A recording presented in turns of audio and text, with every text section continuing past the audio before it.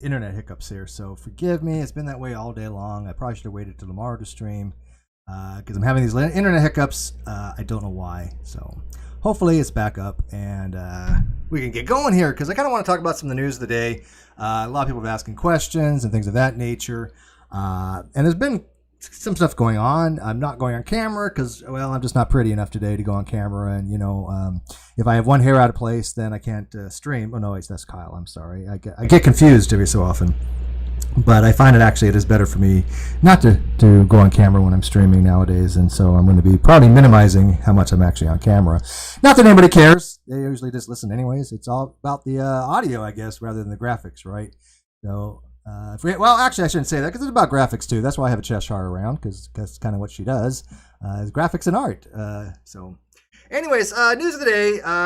Get right off the bat. I guess we should probably get into. People were asking about the Non Sequitur show updates, and if Kyle showed. Well, here's the thing. Kyle did show for the second time, and I kind of wish I had more updates for you. But unfortunately, I don't. There's some stuff going on. There is movement. I can tell you that. But here's the thing. I never wanted to obviously I'm not going to give out any false information, so I don't want to give even false hopes of things of that nature. So I'm just going to basically say wait until another week. And I know that sucks. I get it. I understand it. But I played this freaking bullshit game with Kyle for too damn long. I don't trust him. I'll never trust him. He can basically say 1 + 1 = 2, and I'll break out my calculator. I just don't trust him. But from what I understand, he is working with the defense attorney to finally get things taken care of and turned over. Will that happen? I don't know. I don't know. I think the court has beyond let us all down. I think the court has not done justice, and I'm going to be writing a blog about that, about the North Carolina Business Court. Not the judges, not the lawyers either. I mean, my lawyer has been amazing. I really mean that. My lawyer is one of the greatest lawyers I've ever had the opportunity to interact with. He is really awesome. But he's not a miracle worker. And so they can only do so much. Unfortunately, I don't think there's going to be a lot of penance that Kyle needs to pay for his transgressions, so to speak.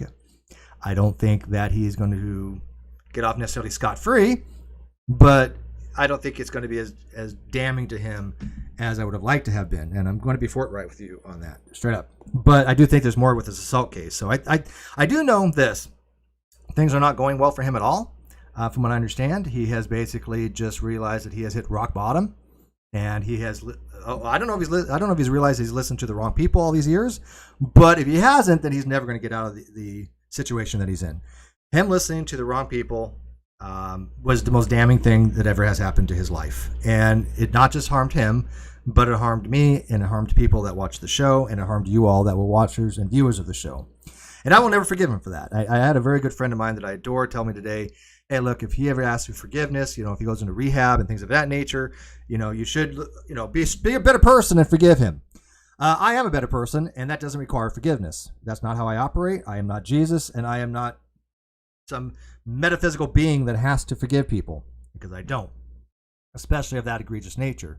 If it was a minor transgression, of course. But what he did was willful. What he did was malicious. What he did was sabotage not just my future, my child's future, your futures, and the future of the show, but he sabotaged his own future, which he's more than, well, he can do that. He's more than, he's allowed to. It's his life, right? I mean, so if he wants to throw away his life, he can do that.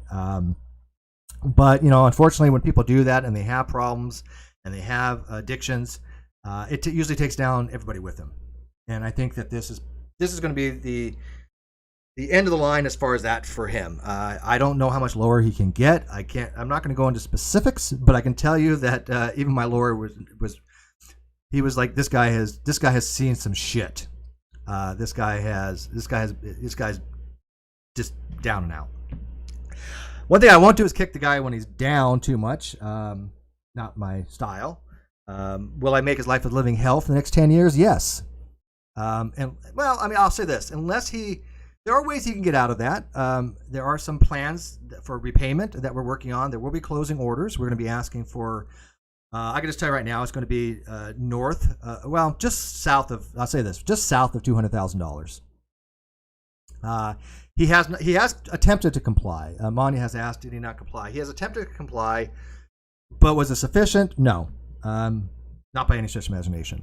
But the attempt was made, and the court has appreciated that, and so we're going to go from there. But we are going to work out some kind of restitution plan, hopefully. So when he does go back to work, if he ever finds a job, if he ever gets cleaned up, if he ever gets rehab, if he ever gets out of jail again for the assault charge, because I don't know what's going on there, we are planning to get some kind of restitution plan in place, because he has to pay me $150,000. I mean, it's a lot. Will I ever see that? No, I'm not stupid. But even if I got a few $100 a month from him for in perpetuity, it will remind him every day of the mistake that he made, and I think that's the sufficient for what it is, right? To get the channel back, Monty asked. No, not yet. Rumor is we will sometime in the relative near future. Who knows when that means? That could be this month, next month, it could be next year. I don't know. They have not been specific on it. That's what is bothersome. Until I actually have that channel, and then I have no idea what to even answer as far as that. I'm not going to play their games any longer, because that's all it is. It's like, oh, okay, we're doing this, this, and this. Well, you know what's not good enough. It's just not. But is there resolution around the corner? Yeah, I think so. Do I feel like it was the justice done? No. Do I feel like I put up a good fight and I did the ethical and honorable thing? Would I do it again? Yes. And I know there's going to be people who say, well, it's kind of a Pyrrhic victory. Maybe for now. Possibly. But I don't think so. I think in the long run it's going to be fine. I like to believe that, at least. I'm trying to be optimistic about a lot of things, because I have not been optimistic about things in the last couple of weeks. I've been quite anti-optimistic, and I'm not a pessimistic person. But I've realized that I think the universe is, in fact, trying to kill everybody, whether it's intentional or unintentional. I think the universe has one goal, and that is to make most people's lives a living hell as long as possible, and then you die. I mean, it borderlines kind of on nihilism, and I get that. I'm not turning into a nihilist. I'm not turning into a what do they call it? A pessimist. I'm more of a realist. That certain things are factual, and I always deal in facts. You guys know that. Me, I'm a fact person. As Landon pointed out, if you want to come after me, don't do it arguing facts, because you're going to lose if I have the actual facts. But I think the facts are ambiguous. No, it's not ambiguous. Facts are omnipresent. They're everywhere. They're ubiquitous. That's the word I'm looking for. They're ubiquitous. And they're not really as important as some of the other things in life, like theories. I think theory is more important than facts. But, you got to start somewhere. So I started with facts. But that's where we are in that particular situation. And that's all I really can tell you on it. So if you want to ask more questions, that's fine. But I don't have really much more to add. So it's again, hurry up and wait. If we get the show back by December, I'll let you guys know. Is my sound off? What's wrong? Smitty, what's wrong with my sound? The only thing I got right now is my sound, my audio quality. It should be pretty good. It looks good on my end. I'm turning away from my mic, and that might be the case. Oh, because I'm probably going like this. Is it going down like this? Because I'm turning away from my mic when I do this. I won't do that any longer. So, is that better just like this, Smitty? Because I want to make Smitty happy. It really is about Smitty's happiness. That's all we're here for, isn't it? It's not for us. It's not for the viewers. It's not for the followers. It's for Smitty. If it's echoey, I can't help that. The echoey is probably because of the acoustics. The sensitivity might be oscillating. That might be true. I have some audio drivers that I'm going to be testing out that somebody gave me. So I can edit the filters a little bit. I got gain, I got noise gate, I got noise suppression. So I don't really know what else to add to it other than that. Oh, I can add a compressor. Here we go. That should fix that problem. There we go. I added a compressor. Is that better? Testing. 1, 4, 12. Whatever prime numbers. Yeah, I keep speaking away from the mic. I get it. But I'm going to be doing it just like this, straightforward into the mic, so it should be one audio level. But I do have a compressor on. Let me know if the compressor helps. So I appreciate the feedback on that. I'm going to keep all 4 filters on.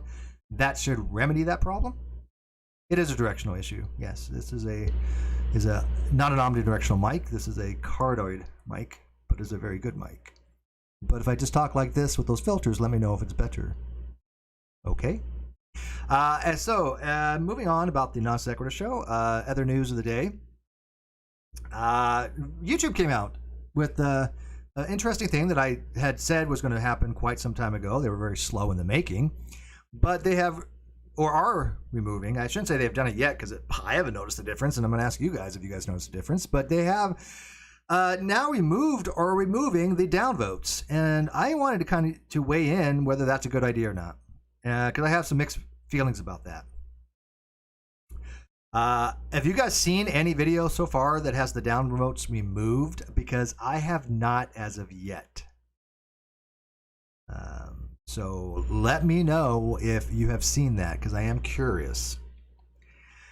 Here's the pros and cons of that. I know people have talked about it. Shoe on Head had done some stream on it against.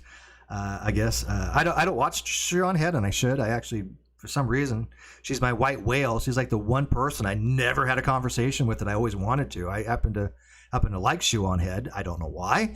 I don't think anybody knows why they like Shoe on Head, but people do like Shoe on Head. But no, I think I know why. I mean, she has some good stuff. I mean, I have actually watched some of her videos, and I was like, man, this is actually entertaining, informative, and she's got some talent. And yes, I think she's pretty. Don't tell her that, though. But yeah, I never had ever opportunity to ever discuss anything with her. Now, I know Armored Skeptic, who was her ex-boyfriend now, had been on the Non Sequitur show, but I was off that day. Or actually, I think Kyle didn't schedule me or whatever it was. I don't know. Who knows? But I never even got a chance to talk to Armored Skeptic. But she had weighed in, I guess, and she thinks it's a bad idea. And I'm not quite sure what her argumentation was, because, again, I didn't watch her stream. But I can just kind of give you my quick hot take, and I'll weigh in on that particular topic of whether we should have downvotes or not. On the plus side, you can't have people coming over and downvoting videos. Like, we all know what happens to especially the smaller creators. See, here's the problem. There's a distinction between the smaller creators like myself and the larger creators. We'll say PewDiePie or something, right? Steve just compared himself to PewDiePie. No, I did not. But PewDiePie's not going to care if he gets downvotes, right? I mean, just it doesn't matter if he gets downvotes, right? Who cares? Just talk to Logic. Oh, I used to talk to Logic all the time. Yeah, Mr. Logic is really cool. Actually, I mean, Logic is really cool. Why is Chess being so mean to Mr. Serious lately? Are they having issues? Are you guys having a spat that I'm unaware of, Cheshire, with Mr. Serious? Because I'm gonna give him a wrench too, because I adore Mr. Serious. So I'm giving Mr. Serious a wrench, so he can't be timed out by you, Chesh. See how that works? See? So when he gets back, hell is going to be paid. Someone's going to be paying the piper. Mr. Serious is going to come back and, oh man, see what he has to say about Cheshire, because I know there's some dirt there. I know there is. But we'll get the skinny on that when he gets back. I can't do anything about the timeout, Mr. Serious. How about that? 5 minutes is 5 minutes. I can't do anything about that. So Smitty's not. No, see, but damn, see, Smitty getting a wrench back. That's a whole different ball game. I will be giving people wrenches back over time. I'm just kind of mildly doing it, so I don't end up with a sea of blue. And then I purge it every so often, anyways. People know that I'm a purger. You just got to, and then you kind of just build it back. Because if not, you end up with a sea of blue, and it looks really. So, but anyway, so on the upside, on the small creators, when you have the downvotes, you have people that are dishonest, unethical with bots. I don't know anybody like that personally, Unirock, but there are people out there that do that to small creators. We know that happens for a fact. And then they stupidly, I mean, just an astronomical amount of stupid, will argue things like, oh, look, it had 16 downvotes and now it has 0. Somebody's using a bot to remove the downvotes. That's about as dumb as you can get. First of all, I wouldn't know how to even write a bot. Not even a clue. So that's just stupid. But people are going over there, and that's what's happening. They're being removed because they are being put under like one account that has probably 50 billion sock accounts and or bots, one or the other, right? Con Min says for $2, Happy Veterans Day, Steve. Thank you for your service. Thank you very much. And that was very loud ringing in my ears. I will have to turn that down, I think. But thank you for that. I appreciate that. Happy Veterans. I was going to get to do all that after some time here. That's one of the last things I was going to do, but since you brought it up, thank you all your veterans out there. I did not go out today for Veterans Day. Multiple reasons why, but I was unable to go get my free meal like I usually do. I usually went with my friend John, who moved to New Mexico. So that kind of sucks. But I didn't go out for that. I have 2 chat box overlay. Oh, do I? Oh, interesting. Now you tell me. How about that? Did I fix that? There we go. Thank you for pointing that out. Now I only have 1 chat box. You know, because I have 2 chat boxes, one from the widget and one from YouTube. So, yeah. So, you know, that eliminates them coming over and doing that, right? Because, you know, what's the point of knowing if your video is good or not if you people are falsely manipulating the up and down votes, right? And then Smitty said you can't have downvotes. Don't start a YouTube channel, and that's fine too. Here's the thing though: if the video is bad, then that's fine. I am fine if I make a video and people say, yeah, that video sucked and downvoted. I'm like, yeah, you know what? That tells me I don't want to do that video. That's a metric you can use for that. But unfortunately, I have lost that ability ages ago, right? I don't have that ability to determine whether the content was decent or not because people manipulate that because we have dishonest agents that are out there. I mean, that's a fact. We again, dealing with facts. We know that's a fact. I did not get a free meal, but one of my friends did make me 2 quesadillas, black beans, and avocado. A homemade Mexican meal that was delicious because I love Mexican food, and it was really good. And she made it for me for Veterans Day, which was very, very nice of her. Amanya for 15 years, and thank you, Amanya. Wow, appreciate it. She's hanging there, bud. Nosec will be sure yours soon one day. Yeah, I think so. I do think now I am confident that Kyle has realized that it doesn't do him a damn bit of good to keep messing with the system because he's going to end up in jail. The judge told him, no, in certain terms, you are going to jail if you do not. Yeah, because he has a lawyer now. He has a defense lawyer. It won't be listed in the docket because it's a defense attorney. Defense attorney, not civil, criminal defense attorney he has. And he has spent many hours with that defense attorney trying to turn stuff over. So I think he is serious trying to turn stuff over to a point. I just don't think he knows how. I don't think he knows what we're asking for. I don't think he knows what's going on. I think he's been misled by so many people that what he thinks is the financials that were prepared are not. They were insufficient before. They're insufficient what he's turned over now. I've spent time with my lawyer calling, on phone. My lawyer will be asking for additional things because he didn't turn over what he was supposed to, but he's still not in jail for it. But whatever. But I thank you, Manya. Yeah, I think it'll be mine one day again too. Will I be able to perform for it? I don't know, to be honest with you. That's the biggest thing. I'm not in a good place. Things have been difficult. But it takes a lot to stream for me right now. It really does. But I know I need to, not because I for any financial reasons. I need to stream because it's the only thing that's keeping me sane. Yeah.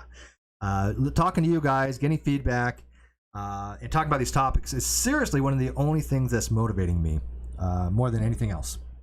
And I mean that very sincerely.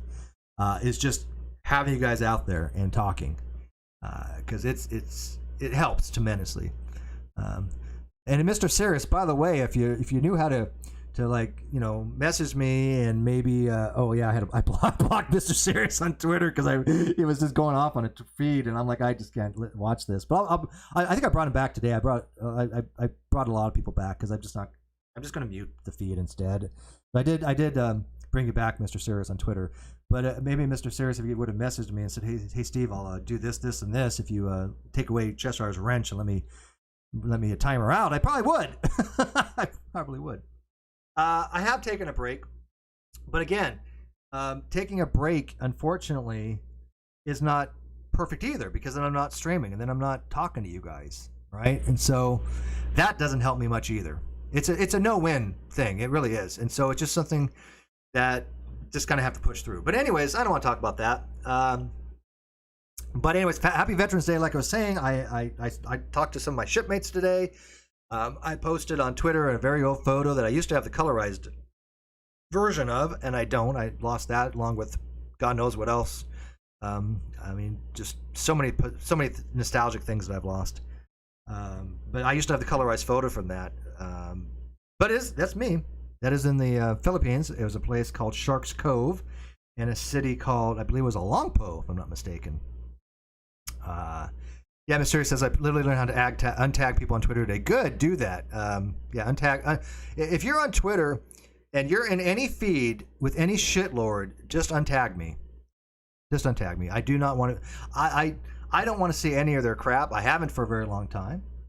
Right? Matter of fact, I'm not going to say which timeline I checked out the other day just for shits and giggles, but I did check out one of them, and I was like, holy shit, this psychopath has literally tweeted about me or somebody that I know every single goddamn day. That's psychotic. And for no particular reason, right? I mean, it's just a troll. It's not like they have something they disagree with me on as far as philosophy or science or math. It's not like there's a topic they disagree on. It's, I'm just going to just troll Steve because Steve's a mean poopy head and he lies and he lies and he lies and lies and lies and lies. I was like, wow, this is really nuts. And I've heard about it. And people are like, oh man, this guy just always talks about it. I was like, I don't care. I don't mention him. I don't talk about him. I don't go to his timeline. I don't see it. If I don't see it, I don't give a shit. You guys worry about it if you want, but I don't care. But if they want to spend the rest of their lives talking about me, well, what are you going to do?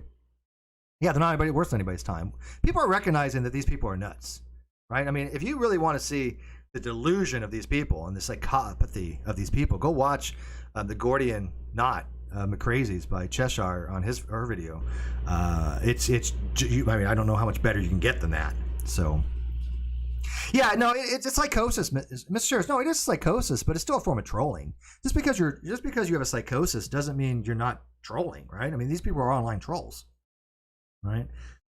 But again, they don't affect me because I don't look at their stuff, but they're affecting you guys. And so this is why I'm telling you guys, just block them on Twitter from here on out. I don't see any reason why you won't. Stop engaging with them. Enough's enough. It's not helping anybody. You're not defending anybody at that point. You know, you're just feeding into their freaking psychopathy.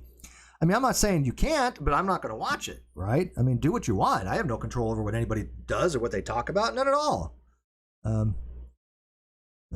Josiah, give me Cheshire's wrench and I'll give you all the proof on how she actually orchestrated Kyle's dumb fuckery. Accuracy not guaranteed. Oh, I'm already aware of that, Josiah. Shit, where have you been, man? Yeah, I got all that. Yeah. Yeah. I will tell you this. Kyle has turned over some things that he didn't turn over things before. I'm not going to say what, but might be of interest later on. So we'll I still have to go through a Google Drive of stuff that he turned over. I haven't looked at all the documents yet. So there's some other stuff that might be interest in dealing with other people. And that would be interesting if that's the case. But I still need to go through some stuff. Let's see here. So as far as the downvotes, are we good on Veterans Day? So all you veterans out there, thank you for your service, man. I don't regret being in the Navy. Would I do it again? No, never again. If somebody tells me they're going in the Navy, would I recommend not doing it? Yes, I would recommend not doing it. It is hell. I'm realizing a lot of shit happens in the Navy you don't particularly realize until long after you're out. I mean, how much conditioning that goes into it. It sucks. It's hard. I mean, ask Jay Brown or ask AT2 Productions. Ask, I think Peter Harrington. Weren't you in the Australian military, if I'm not mistaken? Yeah, I mean, anybody who's been in the military knows it's hard, and it does affect you for the rest of your life. I am convinced of that now. I got a lot going on with the VA, I will be having a lot with the VA. I've talked to them, but I got to go down for next week. But it's rough. Yeah, Peter Harrington was military, so I thought so. All right, so moving on to back to the thumbs up and thumbs down. So as far as the small content creators, yeah, it's a good idea. I think it does prevent harassment and bullying because it takes away one thing from their arsenal. Because you can still see the ups and downs if you want to, but if you don't want to, then you don't, and that kind of demotivates these people to dislike and stuff like that. I don't look at the dislikes, so I don't care. Now, I mean, ever since I stopped looking at the dislikes, it doesn't matter to me. But there are people that do look at that stuff, right? But look at the bigger content creators. They're not going to really care either, right? I mean, you're going to have somebody that's well liked. If you got somebody with 1 million subs, you're probably going to have 200,000 likes and about 50,000 dislikes. That's kind of normative, so who cares, right? But the ones that are going to be affected are the people that look at those downvotes that are being harassed and targeted, and it does affect them. And so, I mean, overall, I think it's a positive move. However, on the flip side, they're saying, well, then you can't, one, determine if things are scams on certain videos, right? People say it's all, a lot of downvotes on certain videos. And I get that. But the negator to that is, well, all a scam artist has to do is just not show the ups and downs, right? And not show comments. Or delete, any comments that's showing that their scam is what it is, right? So, I mean, there are ways around that. But I don't know. I think that the people that are being targeted, and we all have been targeted. I mean, don't get me wrong. We all have gone through that. To people like us, it's probably beneficial in the long run that the dislikes were or are being removed, in my opinion. I think the biggest reason why not to, I think, is in the political arena, right? And the political channels, that's where they really come into play, right? And a lot of these big politicians and things of that nature, they don't want the downvotes, right? And I think that's where the arguments to be had is, like, how do you express that you don't like a particular political view by not being able to upvote or downvote? But then again, it doesn't really tell you the quality of the video, does it? It just tells you don't agree with it. And I don't particularly like that. The downvote and upvote shouldn't be if you agree with the video or not. It should be if you think it's a good video. There's been videos where I thought it was absolutely horrific. The argument was bad, but it was well presented at least, and I could defeat it, but I still gave it an upvote, right? Kino says, thank you for your service, Steve. I talked to my pen pal who's in the military. We chatted for 4 hours and sent me this pic. Thank you, Kino. Yeah, I was talking to a vet the other day for quite some time. And she knows who she is, and she helped me through a tough time, and I appreciate that. I don't think she was in the audience today, but she did. So what do you guys think, though? Do you... yeah, I know Allie made a video about it, and I have not watched Allie's video yet. I think Allie is probably one of the best content creators as far as commentary. She's definitely one of the ones I most trust. She has never given me a reason not to trust her. She's been forthright. She's been objective. And a long time ago, when I first started talking to Allie, or aka True Sleuth, I only asked her one thing. I said, I just want you to be objective. Will you be objective? And she's like, yeah. And that's it. And that's it. I mean, that's all I asked her. Be objective. And she has been. Why would I not want anybody to be objective? I have all the evidence for everything. I have all the evidence in the non sequitur showcase. I have all the evidence in my lawsuit with Katie. I have all of the evidence across the board. Why would I not want people to be objectively evaluated, right? So, well, what do you guys think? You guys think it's a good... and by the way, I will be posting... Do I not have the number up there? Oh, shoot. Okay. If you guys want to call in, I'm giving you guys the number to call in here. I didn't realize I didn't have it on the screen. So there's a number if you want to call in. I do have a open line if you want to let me know what you think about any of the topics we discussed so far or any future topics. One other topic I'm going to briefly cover. But I do want to get your vote or input, at least, on whether you think that YouTube removing the downvotes were a good idea. So far, I think I'm going to have to say that yeah, it probably is. But I'm not like going to die on that hill. If somebody wants to convince me otherwise, if Shoe on Head said, hey Steve, let's talk, let me explain to you why I don't think it's a good idea, I'd be more than happy to listen to her, although she has no idea who I am. Absolutely no idea who I am. She probably knows a Kyle, but she doesn't know who I am. Yeah, I got a compressor on. I'm about as close and far away as the mic I can get. I'm trying not to move too much. So I don't know why the audio levels are all over, so I apologize, but I do have filters on there. I'm going to try to play with some audio drivers here coming up, but all right. But anyways, like I said, if you guys want to call in, I do have a meet open for that, so just pop on in. Let me know what you think. The other thing I want to talk about, even though I haven't watched much of it, I've watched very little. I watched a couple clips. I watched one clip where the judge was yelling at the prosecutor of the Rittenhouse case. Every time I hear that name, Rittenhouse, I think of that show. What was it? Timeless, right? Remember the show Timeless? It got canceled, but they're traveling in a sphere, and then they have the the Rittenhouse family trying to go after them. So every time I hear Rittenhouse, I think of Timeless. But as far as like the trial of Kyle Rittenhouse, and then what's worse is people are talking about Kyle everywhere, right? I'm like, holy shit, why are people talking about Kyle? I don't know who this person is. I say something come up my timeline going, oh, Kyle's going to go to jail. Kyle's this, Kyle's that. I'm like, yeah, I know. And then I'm like I look at it close. I'm like, oh, the hell, they're not talking about Curtis. They're talking about Rittenhouse. So, but I guess the prosecutor tried to sneak in a fast one. A couple things. One, he decided to bring up that Kyle Rittenhouse, which I'm going to say Rittenhouse, so I don't get him mixed up with Kyle Curtis, but Rittenhouse decided to invoke his Fifth Amendment when he got arrested. And I guess the prosecutor tried to slide it in as that might be a sign of guilt, and the judge reamed him for it. And rightly so. And rightly so. The judge was right on target on that. There is no way in hell an experienced prosecutor, or even a first-time prosecutor, should ever bring up somebody's silence as an admission of guilt or in any way relating to anything of guilt. When you are charged with a crime, you shut the hell up and you take the fifth. And you have to enunciate it too. You can't just be quiet. You have to tell them that you're invoking your Fifth Amendment and you want an attorney, and you're just not saying anything. You don't have to say anything at all, ever, to a cop.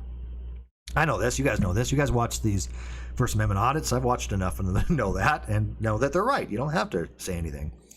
So a prosecuting attorney cannot use that as a admission of guilt. So I do think he got properly reamed for that. And the other thing they tried to slide in, I guess, was that Rittenhouse had at some point admitted or said that during another situation he wanted to bring his AK or AR-50, that's what it was, AR-15 to protect property of some sorts. And of course he knows you can't use an AR-15 to protect property by using deadly force. We all know that. And he asked the same question about 15 times, maybe 20. Why? Who knows? Because we all know that. But that has no relevancy to whether somebody's going to protect property by use of force if the deadly force is required. I mean, think about this. I mean, where I work, there was an armed guard standing in the front for a while, right? Not going to say where I work, doesn't matter, obviously.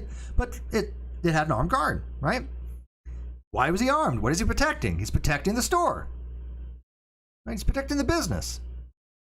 But you can't use deadly force to protect the business. Well, that's true. But you can use deadly force if deadly force is required if somebody's using deadly force, which may occur in certain situations. If you're working at a place that has either a high crime area or has a high propensity to be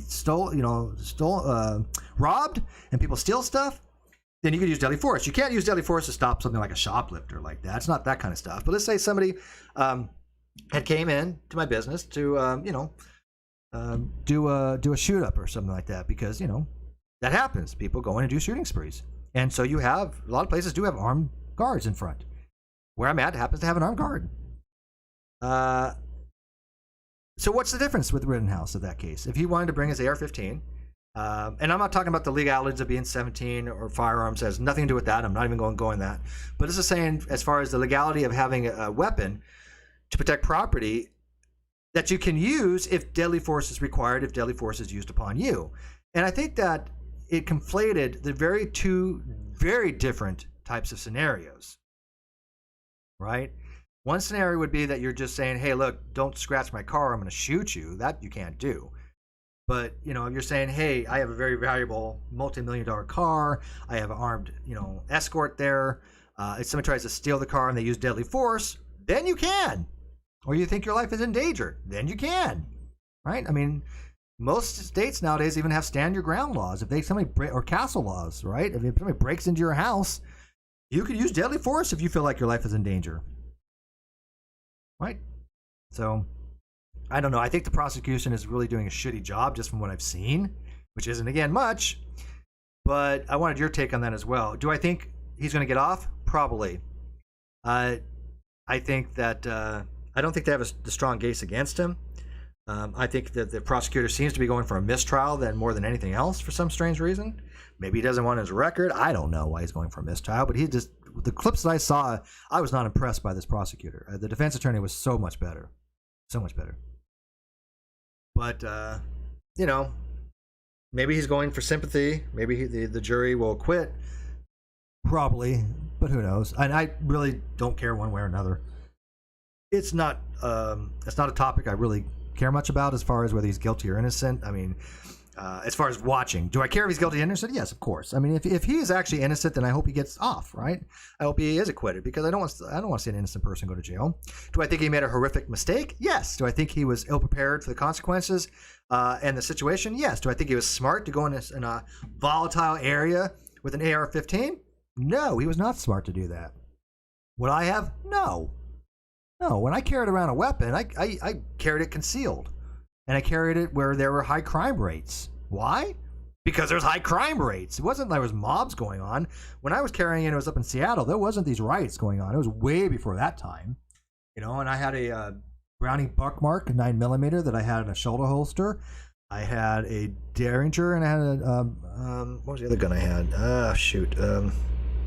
Jennings. That's what I had. Very small 22mm, 22 Jennings, which was a good little gun for what it was. I mean, it's very compact. It didn't shoot very far, but I mean, 22s can be pretty potent. But the thing was, I was licensed for that, right? I mean, I had a concealed weapons permit. I was fully licensed to carry. Matter of fact, I'll tell you a little story. I was one time outside the mall, outside of I don't think it was Bremerton, maybe. I think it was Bremerton Mall. But unbeknownst to me, that's private property. I mean, I didn't really think about it at the time. I was military, right? And I was sitting outside and I had, you know, my weapons on, and every time I would go to like the Denny's up there, I knew the most police force, and they all knew I carried. Nobody carried. I wasn't the only one that carried. I was other service members that carried. They would like to know that. They'd like to know kind of who was, you know, armed and who wasn't. But they also knew that, you know, we were service members, and I had literally a concealed weapons permit. And I was outside, and I had the Jennings in a back of my small of my back holster, right? And when I was sitting with my coat on, it just kind of like you could see a little bit of it, right? So it wasn't being concealed.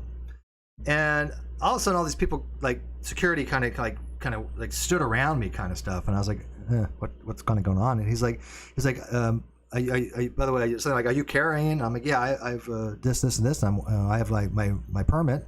I'm like, do you like to see it? He's like, yes, please. And I'm like, okay, I'm going to get you my permit. So I reached my permit. And by the way, I wouldn't do that again nowadays.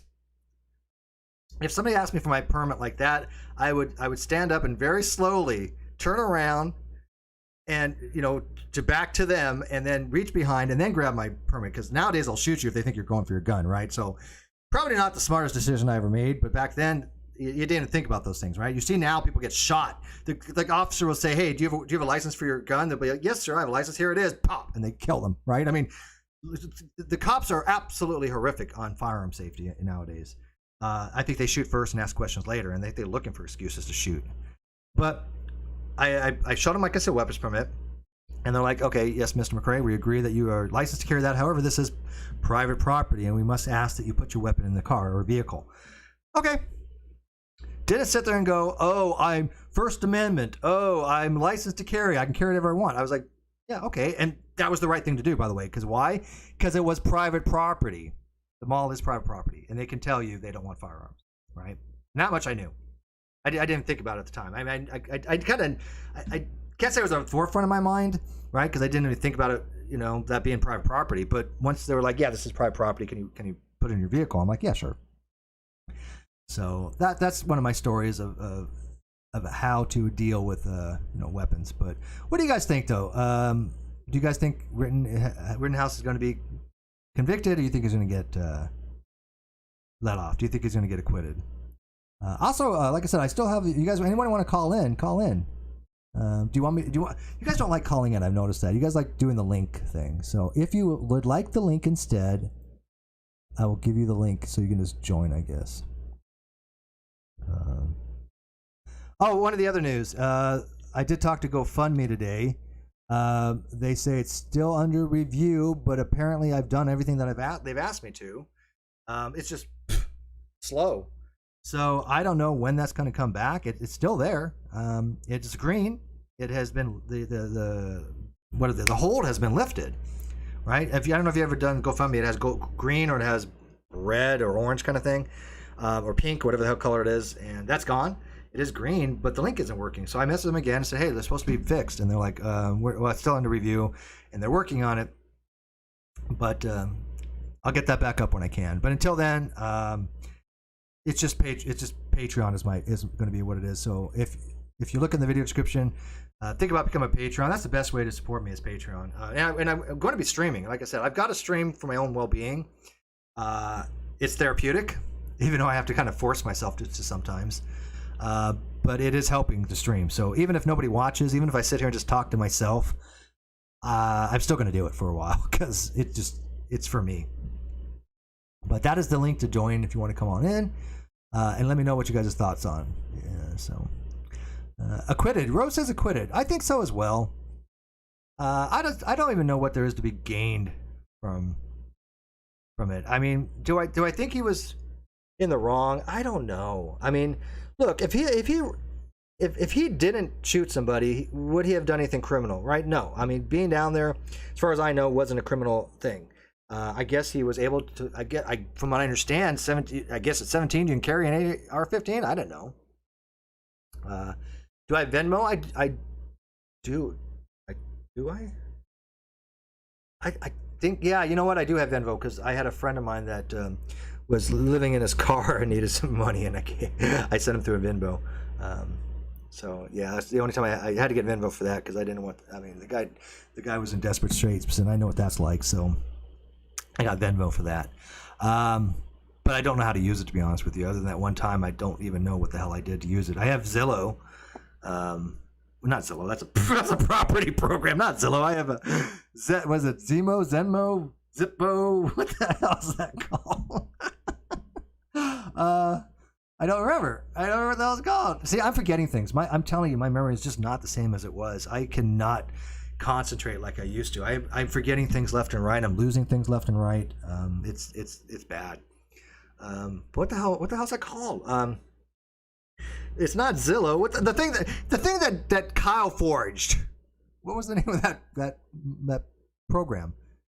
Help me out here. Somebody needs to come in here and help me out with these things. What was that called? One person come in here so you can be my pocket brain because I can't remember this shit. I keep on wanting to say Zillow, but it's not Zillow. That's for housing. And you guys aren't helping me here. But anyways, I have that, and I have PayPal. But the Zillow it's my bank account stuff. That just goes from using my phone number, I guess. Though, Zelle. Thank you, Hawkskull. One freaking person. Thank you, Hawkskull. Yeah, Zelle. I couldn't think of that. See, I'm telling you, I'm not thinking clearly. I can't even write my introduction to my paper because I just haven't been able to focus. I'm going to eventually. I know the body's correct because it's been reviewed, and nobody's found any errors in the logic. But I need to write an intro explaining why I think that the paper's important, which isn't too difficult to do. But sitting down and actually doing it are vastly different things. Because I really want my paper published, and I really want people to read it because, like I said, the version on my blog, the short version, is so watered down compared to my actual paper. My paper is so much more than that, dealing with Boolean logic and tables and things of that nature, and it's completely written different. It's written to not to debunk, but basically why we should reject Anthony Flews' 1972 paper on the presumption of atheism, and why we should. What's the reasoning? Why is the logic behind rejecting it? Because it leads to a semantic collapse, and I think I proved pretty clearly that it leads to a semantic collapse. And I think that if people would understand that, they would be not using these crappy terms, right? Oh my goodness, is that Charisse? Is that the real Charisse Crane? That can't be.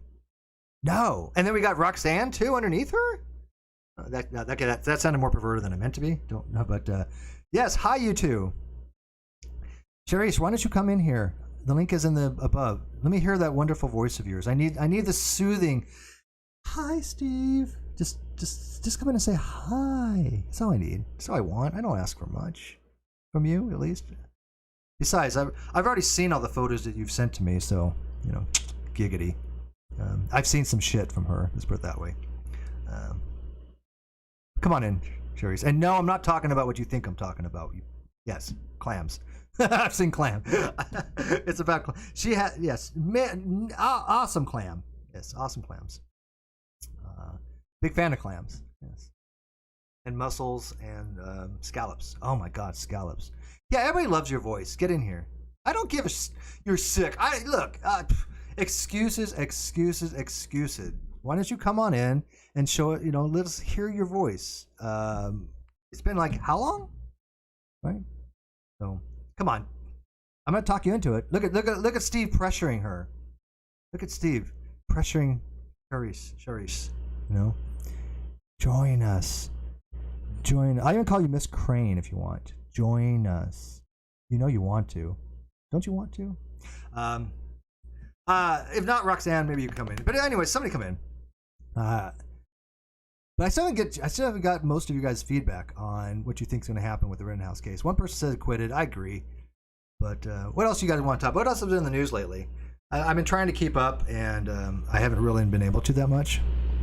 But I do know that the Rittenhouse trial is like the big thing. It's just I don't like covering that kind of stuff. If you guys noticed, I didn't do a single video on the Gabby Petito thing. My heart goes out to them extensively, absolutely. But I wouldn't have done it justice. Right? I didn't know nothing about the case. I have nothing to add to the case. Is it news? Sure. Is it news I'm able to properly discuss? No. And I'm not going to do that. I'm not going to talk about things that I just don't really want to talk about just for the views. Because that's how you get these other content creators out there that are just scrambling for something to talk about, whether they really like the topic or not. And I don't like doing that. I like to talk about things I like to talk about. And I always have. And this channel is going back to that. Even if I do get the Non Sequitur Show back, this channel is going to be about what I want to talk about. And I will have who I want on, when I want to have them on, and talk about what I want to talk about. And nobody's going to tell me otherwise. If I have 50 viewers or I have 5 viewers, it will not matter to me. This is going to be my channel for me, the way it was originally back in 1914. No, it's 1914. See? 2014. See what I'm saying? My mind is not where it should be. I'm making a lot of fundamental mistakes like this. And I know somebody's going to say senility. So, and it may be. No, it's not senility. And no, I'm not have Alzheimer's either. I'm not that old. But yeah, I do make a lot of weird mistakes like that lately. 1914, boy, that would be a long time. That's some old channel. That's an old internet. Rose says midterms are coming up and I'll be working 24/7 on campaigns. Is that good? What kind of campaigns?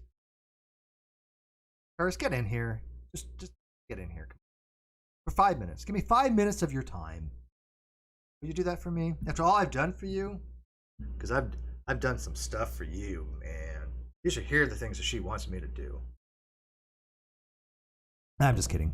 Curious is one of my. I tell you, Curious is one of the sweetest women I've ever met. She's very kind, very giving. Truly, her personality matches her voice, and I respect that and I appreciate that. So come on in. I'm surprised Cheshires are coming in. The link's right there. Chester, I need to give you the link to join me so you can weigh in on this stuff too. I do probably, huh? There. Is that? Oh, you know what? Let me give you the full link. That might be easier because now you got to put that crap in there and stuff. So there's that, and then I will repin it on the live stream. So try that. It might be easier for you guys to come in. Because now you got to put that thing in there and.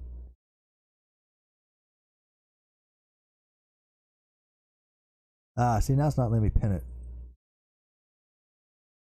I'm having a problem with the YouTube not allowing me to pin certain things. I can do it sometimes, but I don't know. Like right now, it's not letting me pin, and I don't know why. I don't know, Chesh. Why is that? She asked me a question. I don't have the answer to that. I wish I did. Maybe one day.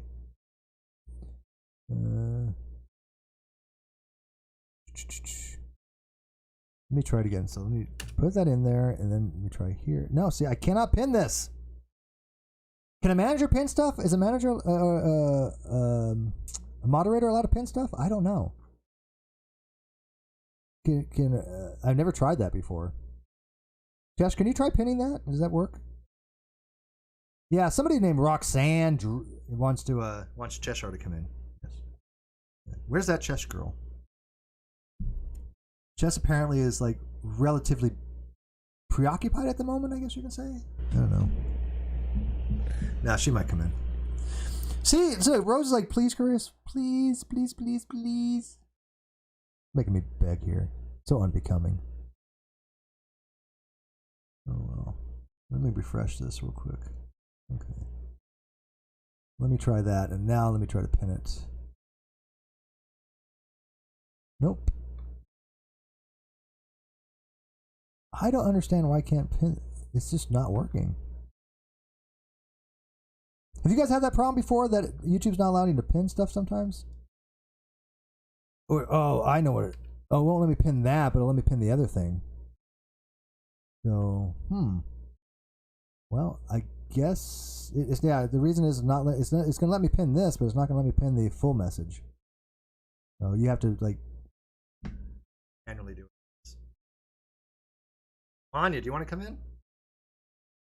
Anybody? If not, I'm going to end this soon. I just want to do a quick update and weigh in. These are not going to be long streams. I'm going to go for an hour to 2 hours on most streams. Usually most streams will last 90 minutes. I just find that the shorter ones are more digestible. And yeah, I'm not saying that I've never done 7 to 8 hour streams, but never again. And the people that are doing 7 to 8 hour streams, they talk about absolutely freaking nothing. Nothing. And I don't want to do that. I don't want to talk about nothing. I want to talk about something. I want to talk about people, what people want to hear and people want to talk about. I know you can't pin it, Chris. You don't have mods, but I don't know if for some reason, if you put the full link in, it doesn't allow you to pin a link like that. It just lets you pin what I pinned. So maybe that's actually something from YouTube now, that I can actually put like the HTTP meet Google.com. I can put that in the live chat, but it doesn't let me pin it, and that's odd. So, all right, I'm going to give about 5 more minutes if you guys want to come in or call, either or, and then I'm going to call it a night. Went over everything I want to go over. Like, for example, I can actually see that there's been dislikes. You know, there's 22 people, or 22 bot dislikes, which usually go away after a while. But even still, I don't care. Doesn't matter. But why is it that YouTube said that the downvotes are going away, and yet they're still there? I have not seen a video yet that has them removed. Not one. Not one. So have you guys seen one? Have you guys seen a video yet that hasn't removed? Kimamaki, 1914, when Steen was a doughboy in the trenches at Ypres. Yeah, back in my early service days. You know, I didn't see any ground combat. I was in 3 combat. Well, I was in 3 tours, and each one had a combat zone. I did get the Armed Services Expeditionary Medal, which qualified me for VFW status. I did get hazard pay and combat pay and all that stuff. But the closest we had to combat, we had some Iraqi fighters getting too close to the boat, and we went to full auto on the failing system. Because as a missile cruiser, our job was basically to intercept the missile one way or another. That means to either shoot it down or take the hit. And the aircraft carrier, which we were part of the Carl Vinson group, remains unscathed, because that's your big weaponry. You don't want the aircraft carrier to take the missile hit. You want to be able to get planes off the deck, and you want them to be able to do air to air and air to ground. And so our job was to basically intercept missiles, a guided missile cruiser. That's our job. We had Harpoon missiles, we had SM-1s, SM-2s, we had Phalanx on either side, we had a 5 1/4 inch gun in the front, and we actually had we actually had radar too. I think it was called we had a Mark 114, I think, torpedoes, and we also had Mark 55 Bravo radar, I think it was, which isn't considered a weapon, although it could kill. If you put that radar directly on a pilot and you turn it on active, it would fry them. It would microwave them. So technically, it could be used as a weapon. But yeah, we did have some Iraqi fighters coming in, and we were at general quarters for a very long time, especially going through the Straits of Hormuz, which was called the Silkworm Envelope. And when you're going through that, you were in full flash gear from head to toe. You have to wear this almost like a burlap material that's, if there's a flash, it's supposed to prevent you from getting 30-degree burns. and you have to wear full flash gear, port and starboard watches, which means that every 5 hours you're standing a general quarters watch. Doesn't matter whether you have had a watch or not. Doesn't matter whether you've eaten or not. Doesn't matter whether you slept or not. Every 5 hours you're off, and then you're on another 5 hours. So during that 5 hours that you're off, you could be standing a different watch, like in the engine room. So let's say you started your day 7 o'clock in the morning, right? And you stand 5 hours with a watch, right? And then after that 5 hours, you might have time to grab a bite for lunch, and then you start your port watch, which is another 5 hours at general quarters. And then you get a few hours sleep if you can, and then you go back on watch, because if whatever shift you have, so if there's like 3 to 7, 7 to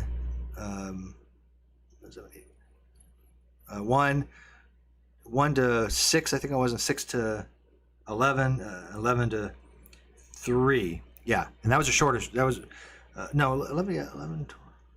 Yeah, I think it was 11 to 3. No, it can't be, because the shortest shift was 3 to 7. Anyways, I'm not going to do the math, but the shortest shift was 3 to 7, 4 hours. But yeah, every 5 hours you were standing port and starboard watches, and so you could be up for 3 days in a row, going through that envelope, because it was a combat area. They were fighting off the coast. 13 miles away was Kuwait, and you could actually see the oil fields burning.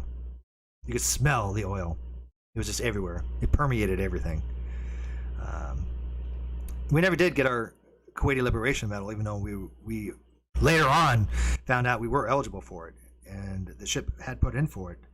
But it didn't get awarded until after I was out. But I could still get one. I could still get a Kuwaiti Liberation Medal if I wanted to. So that's a little military story for you.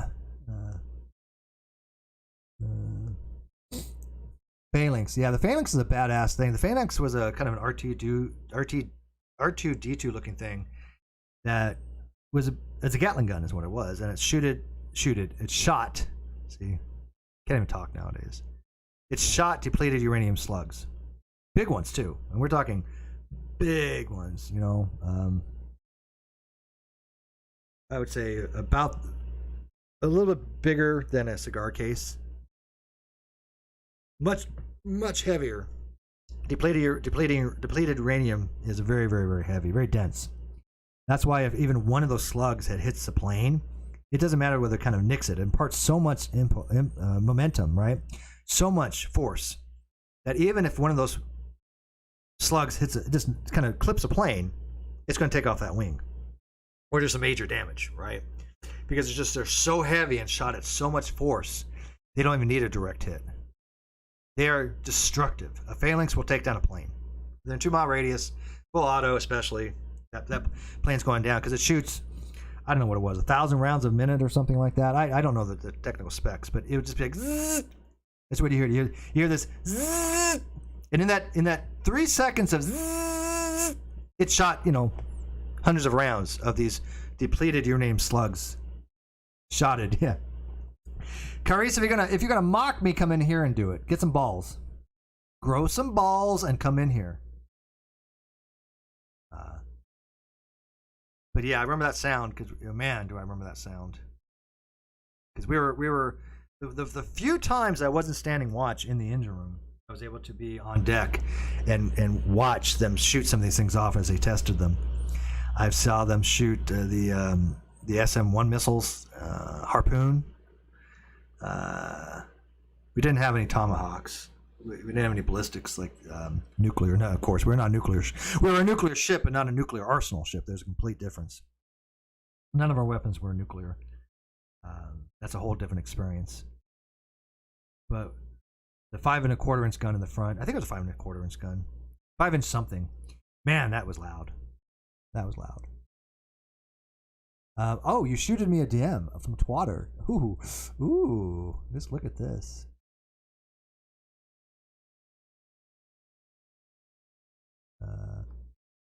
I do not see anything from you on Twatter.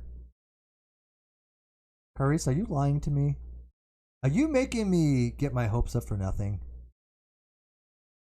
I am looking on Twatter and I don't see anything because your accounts come and go like the tide.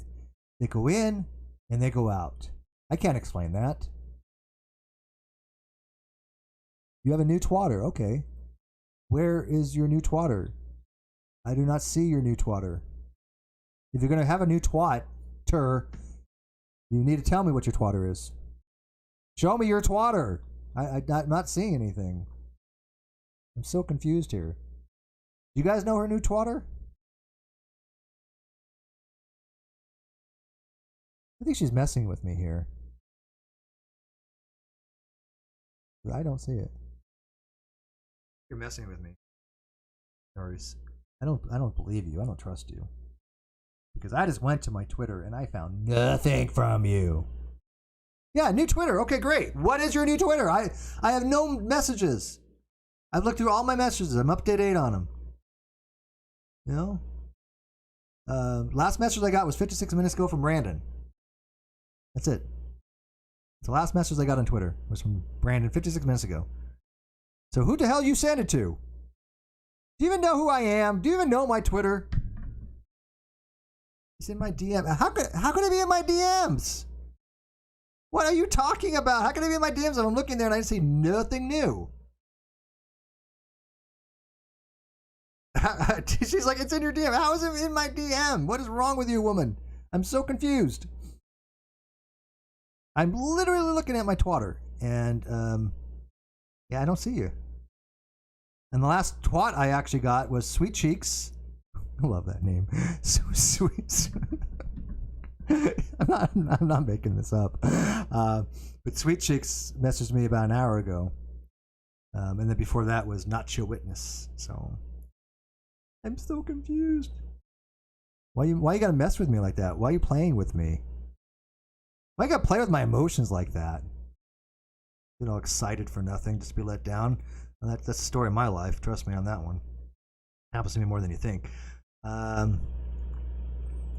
Yeah, I got nothing from you, Charisse.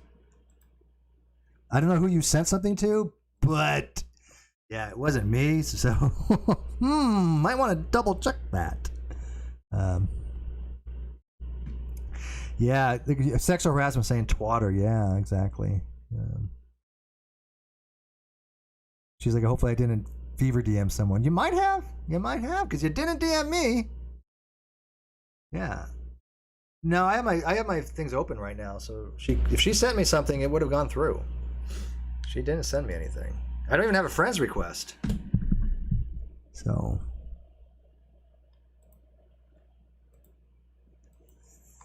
I don't know where your message went, but it wasn't to me. I'm sorry. I get it's a new account. Yes, but a new account still goes through and I can still see, oh, look, here's a new account messaging me. I don't have that. I've got nothing. Unless it's nope. See, even in my oh, wait. I found it. It's under additional messages.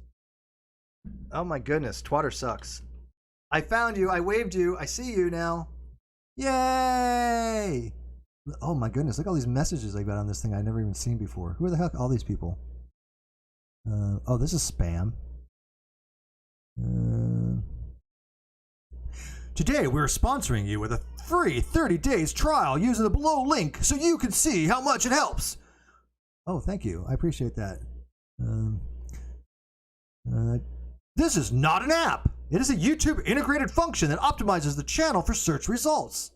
Yeah, goodbye. I guess there's a spam filter now. I never really even aware of that. I knew it kind of existed, but yeah. Your crap went to spam, so now I found you, okay? We finally found each other. Yay. And I followed you. Yay. Now what you gonna do, huh?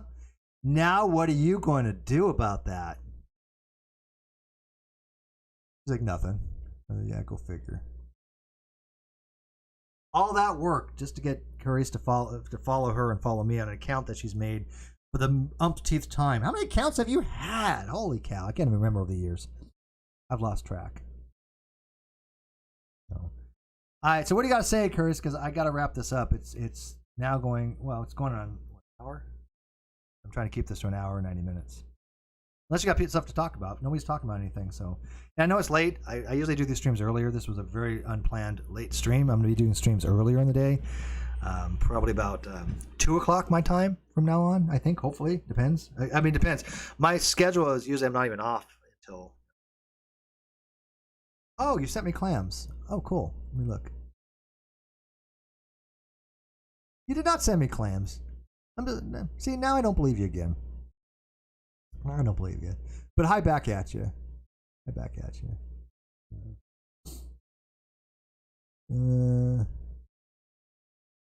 Yeah, good to know that if people they send me stuff, now I just look in the spam. The bivalve love affair. Yeah, well, Carissa, are you bivalve? I think she is bivalve.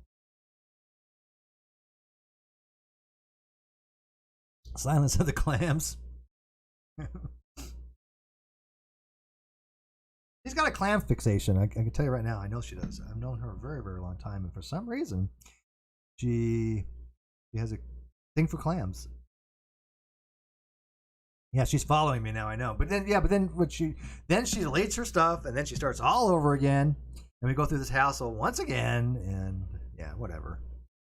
She's not going to come in here, so only reason people keep her around is for her sultry voice. You just kind of like want her to read the phone book to you, kind of thing, as you fall asleep.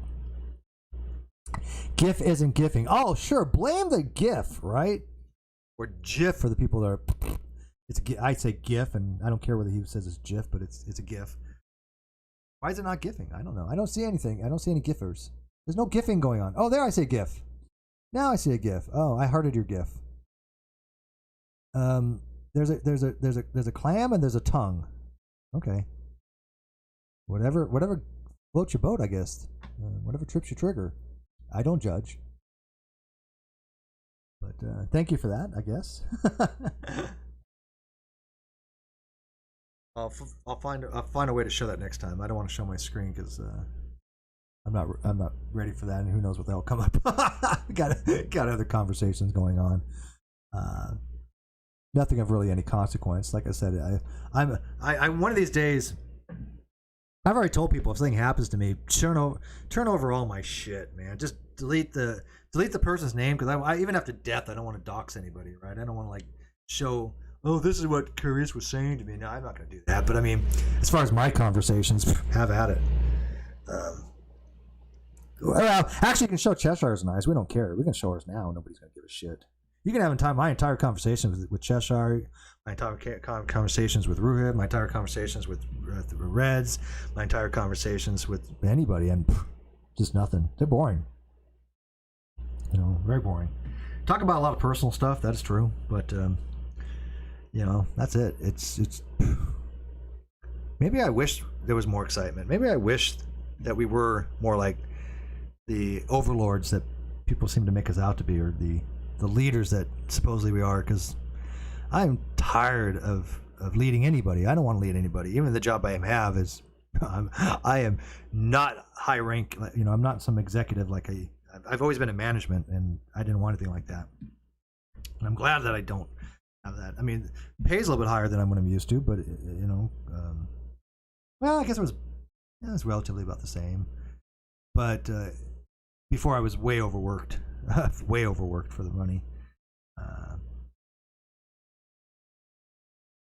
But yeah, I don't want to have that much responsibility right now. Maybe eventually, sure, but now's not the time for me. So whoever wants to take over everything, have at it. And I know there's new leaders out there. I think if I'm not mistaken, I think Roadhog took over the cult, if I'm not mistaken. And Aaron, EKC People Suck, I think she's the new leader too, and I don't know how they're going to determine. Flip a coin, I have no idea. Fight it out. Nude mud wrestle, whatever works for them. I don't judge. I don't know, but one of them is going to be the new leader. But that's just not going to be me. And Cheshire already owns 95% of the non sequitur anyway, so she gets that. And I have told her if anything does happen to me, she gets the entire thing. She gets it all. Go watch her. She'll find a co-host. Don't worry. I have faith in her. Actually, Chris would be a good co-host for a show, or at least one episode. But anyways, What else you got to ask me? Get it out of the way now. I'm gonna probably be out tomorrow. Got some errands to run, of important errands, and I can't just slough them off. I got to go do them. Dealing with health issues. So, what do you guys want to talk about, real quick? Give me some feedback here. I know there's a slight delay, and I do apologize. This is late. I know a lot of people don't really watch these later ones. I get it. They're out most of the day or the weekends. No, it doesn't really look like much. All right. With that note, I'll wrap it up. Like I said, I just want to do a weigh-in. I like that name too. I keep on saying I'm going to wrap up, and I don't, because again, I like talking to you guys. The weigh-in is actually a good name for something. I might use that. Speaking of which, I have lost well over 20 pounds now. I started with 216. I thought it was 219, but my scale was off, and I calibrated again. I now know that my dry weight, which is basically not eating, shit, shower, shave kind of stuff, and just the actual weight, not for food, because you can go up and down a pound a day just on food and stuff.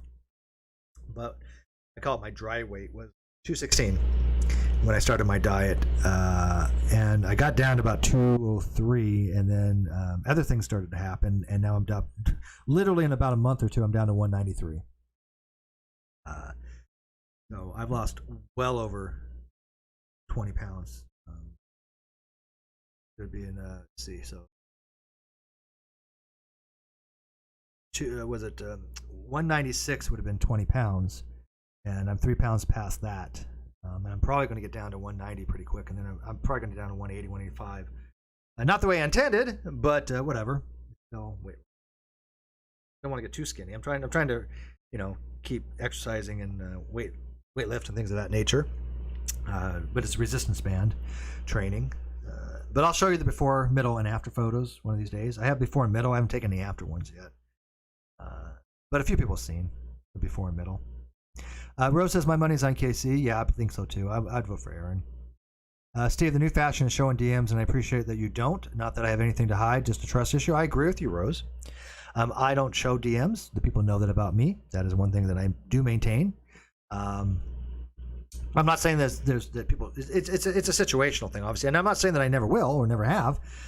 People damn well know that I'll show Kyle's DMs and Nate's DMs. One, I had permission from Nate. Nate has actually told me in the past, show anything you want. He has actually shown, and I have that somewhere in an email or hangout from him somewhere. I mean, that was written too.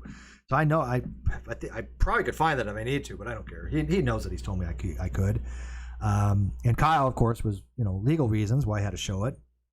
But other than that, I generally don't show DMs. It takes an extenuating circumstance, and so I remember some time a while ago, some jackass idiot. I don't even know which idiot it was because I get them all mixed up nowadays. There's so many idiots out there. But this one particular idiot was like, "Oh, Steve says he never shows DMs, but he shows Kyle's and Nate's." I'm like, well, how dumb fuck can you be? Are you seriously that stupid?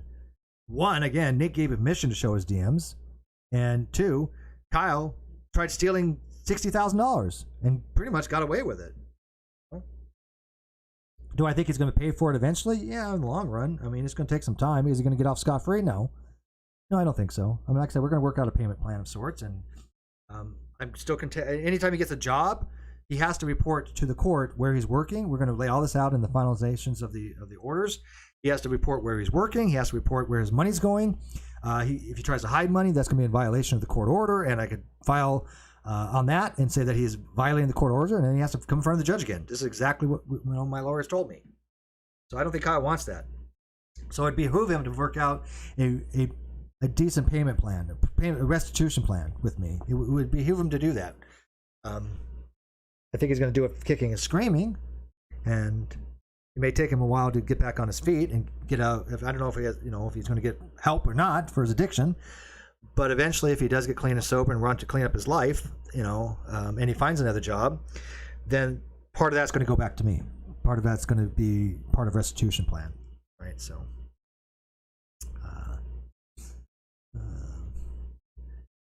Are you close to VA? Yes, I'm very close to VA center. I'm 4.3 miles away approximately from VA. and I have to go down there. I've already contacted the VA. I've already had discussions with them. Yes, I still have VA people. I still even have my secondary insurance, but I don't need to use it because the VA is closer now. So when people talk about my medical, it's like they have no idea what the fuck they're talking about. Now it behooves me to use my VA because it's closer. But I've never lost anything medical wise. There was never anything to that. We all know that now, but people still try to bring that up. But there was never any medical fraud. That was just complete bullshit.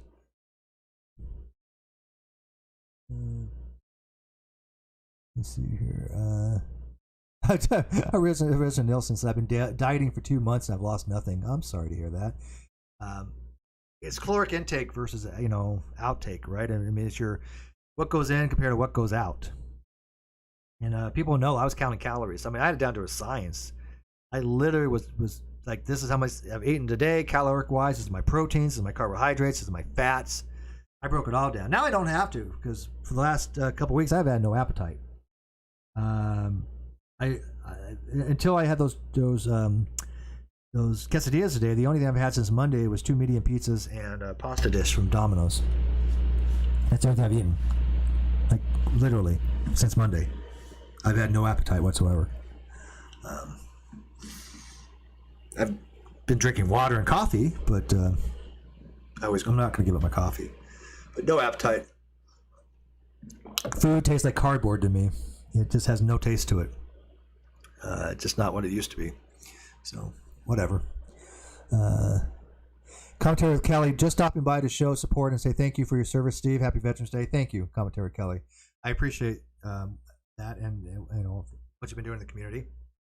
I know I don't follow a lot of this stuff with the drama out there, and there's reasons why I don't follow the drama out there. One, I just don't care, and I've asked people not to involve me, and I've been blocking people that try to involve me. I have my own battles to deal with, my own fights to deal with, and I've warned people that it's going to get worse for them when other people, and they didn't listen. And what am I going to do? I can only do so much. I told people, look, there are threats out there to these creators. There are people that want to take them down, false flag them, get rid of their Twitter, things of that nature, and will falsely do it because these are not ethical people. And guess what's happening nowadays? Exactly that. So I don't know why people didn't listen to me. It seemed obvious that was going to happen.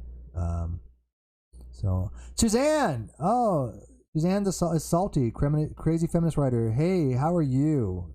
One of my favorite people out there. An actual journalist, I would say. Somebody who actually knows how to write. Yes. Lyrica. He says food tastes that way because of Lyrica. Lyrica, is that like Ambien? Is that like a sleep thing? Because I don't take anything besides vitamin D. That's the only thing I have a prescription for is vitamin D. So I'm not on anything like Lyrica or anything like that. I don't even drink. I actually literally I swear to you, I know this is gonna be hard to believe, and I have no. Well, I do have proof of it because my friend watched me do it. Donna watched me do it. I poured all my alcohol out. Not because I didn't want it. It's just I couldn't drink it. I don't drink that much. It's so hard on me. So I just like, fuck it. Why keep bringing it around? Wasn't that much left. There was a little bit of rum, that Kraken that I had. There was a little bit of brandy left. It wasn't that much, maybe one night's worth of. But I just like, why bother schlepping this around? I'm just gonna pour it out. So I poured it down her sink because it's just not conducive for me to drink right now because of shit going on. Rose said, yes, you've earned free medical and perpetuity for your service. Yes. Here's the thing what people don't know, because I don't think I've ever mentioned this before. I don't remember mentioning it before, so forgive me, but this is new. I don't think even Cheshire knows this. It is a fact that I have zero disability from the VA. I have no disability rating. I don't get anything from the military. I don't get anything from Social Security. I've never collected Social Security. I've never collected any disability, none of that. But I am what's called preferred veteran. Veterans are ranked by different statuses, one of which is disability. But another thing they're ranked by is what's called, if I remember correctly, preferred veteran. A preferred veteran is somebody who served in combat, right, or is eligible for that. And I was somebody who was eligible for that. Like I said, I got the Armed Services Expeditionary Medal, which means I did serve a campaign in combat. I served more than one. But that particular medal gives me a special VAW, because there's a veteran of foreign wars because there's in Kuwait, or off the coast of Kuwait. But it gives you special, like, kind of priority in the military after you get out. And so the VA doesn't necessarily, by law, have to give medical to veterans. Only if they have a service-related disability. However, they do because they're able to. If they have the ability to, they will. And then if you don't have any disability, the next thing they look at is what's called a priority veteran. And that's what I have. So I do get free medical. They've never denied anything. And that goes back to 2008 that I had that. So, anyways, I didn't know if I've ever told you guys that I do have preferred VA. So I can't lose that. Bodie McBoatface, New Zealand, $5. Thank you, Bodie. It's been a while. Hey, Steve from New Zealand on a VA day. Appreciate that, man. It's been a day since I've been around. Suzanne says, "Oh, it's a nerve pill for nerve damage." Oh, well, funny you mention that because I do have some nerve issues. I've had the little needles in the back thingy where they check for electroconductivity. I had 1/3 loss on one leg as compared to the other, and it really drove me nuts because I remember when the doctor was giving me those needles. I've got people know I have some issues and shit like that, compression issues, but whatever. But when they're doing that EKG test, I can't even think nowadays. When they're doing that test and they stick these needles in your back, right, and they're telling you not to flinch, and I'm like thinking, I swear to you, I'm thinking to myself, flinching is an involuntary response. How are you asking me to not have a involuntary response? Those little needles, not fun. They kind of hurt. But after a while, I guess the response kind of went away, and they were able to do it. But I was like, you're asking me to do something I don't know how to not do. It's an involuntary response. Steve, you must have been in the time doing the My Dear Husband, Happy Veterans Day. I was in from 1987 to 1993, and I was in. I did Westpacs in 90, 91, and 90. No, wait. I did Westpacs on 88. I think Westpacs were 89 or 90, 92 and 93, if I'm not mistaken. Where I don't remember exactly. I have my books here. But. My Nova say, kind of weird how Unirock wouldn't know the difference between benefits given for the service in the military for those who were in combat, which claims he is. Yeah, well, he doesn't know anything about anything. Nothing about anything. I mean, here's the fun fact. I'm literally just going to say this. If you are listening to Unirock, you are just an idiot. I don't know what else to say. I mean, you have no business being around anybody in society. I think you're a dumb shit. I don't want you around my channel. I don't want you to have anything to do with me. I can't imagine anybody being that dumb, thinking that guy has anything of value to say. And what's funny is most of them know he lies through his teeth. They already know he lies for drama, but they enjoy it. He's like Alex Jones. Alex Jones had a following, right? I mean, Alex Jones attracted people with psychopathies and people with sociopathic tendencies and just conspiracy nutters. That's what Uni is. He just fosters conspiracy nut, and that's fine if that's that's what somebody wants to watch. But I think they're idiots. I think Alex Jones' fan base were idiots. So whatever. Both of them have put out there that they're dishonest. We all know that Alex Jones is dishonest. We all know Unirock's dishonest. People don't care. That's why I have nothing to do with them. And anybody who does want to watch them certainly can. Just don't bring it around me. I haven't watched a Uni video in years. I mean, whatever. It's been a long time. I've heard he's made 600 videos about me. You know how many minutes of that I've watched? Pretty much nothing. The only time I've ever watched it is when somebody puts it on Twitter, for a clip. He's wasted so much of his life dedicated to being obsessed by me, scarily so. But that's his obsession. That's not mine. I do my own thing. So why he's obsessing about me, which is a mental disorder. He needs to get help. There's no question about it. But whatever. I got other things to worry about. Whether him gets help. I am having a stream, and I'm enjoying the stream. Nothing's going to take that away from me because I enjoy these streams. I enjoy talking to you guys, and I'm going to be doing it more often, just again for my own well-being. And if people want to listen, that's great. If they don't, that's fine too. But it helps me, and that's the main thing. So, Oxgold, Chesh, did you tell Steve about your peace talks with Pooney? I've almost disowned Chesh. Yeah. No, I'm just kidding. I would never disown Chesh. But yeah, good luck with that. Good luck with that situation. Let's see here. Cheshire's going to talk about that on her channel, I think, isn't she? Going to like have a discussion about that. I don't know. Get in here, Chesh. So, and that's another thing. Like, if would I accept Unirock's apology? No, I would not. In perpetuity, I would not. And I'm going to tell you right now, I'm not going to accept Kyle's apology, even though that somebody who I care about very much so has said I should, if he does ever apologize. She says you don't have to accept it. You just have to listen to it.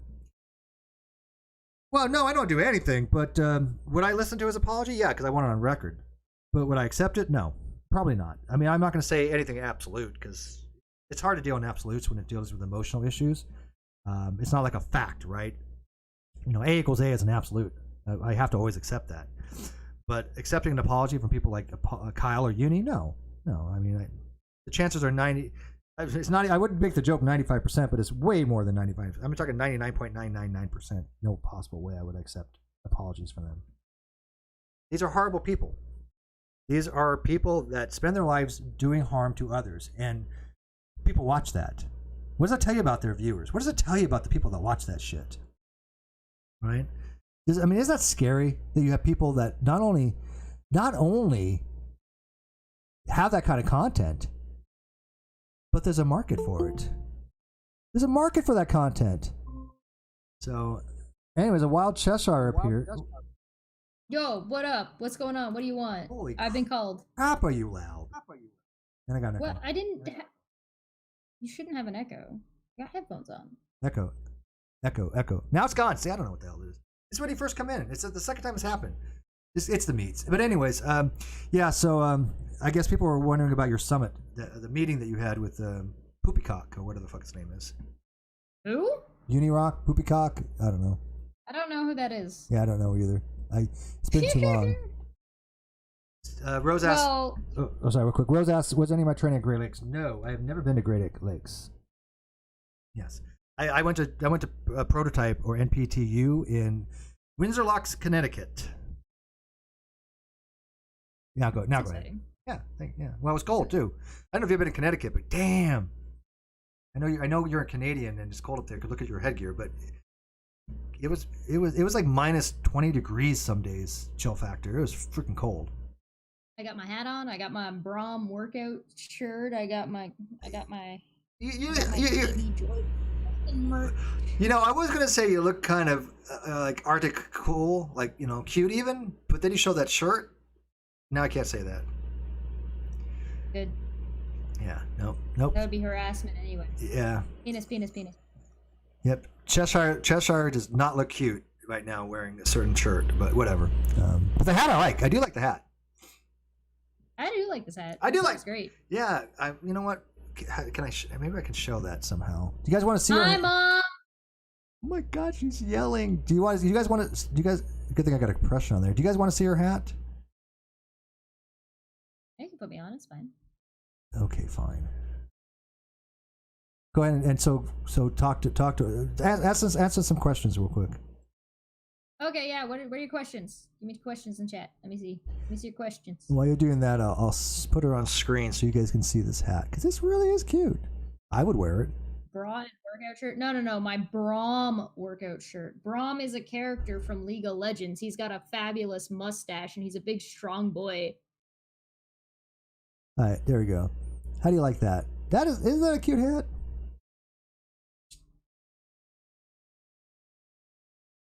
I don't like being cold. I've been cold. I've been interrupted. Sorry, I've been cold for a very long time. I don't know why. I'm always cold. I'm always wearing my robe. Hat. I have one. I have a hat that's from my dad's that was Scottish. Put it on. I'm gonna put you over here. I'm not gonna go on camera today.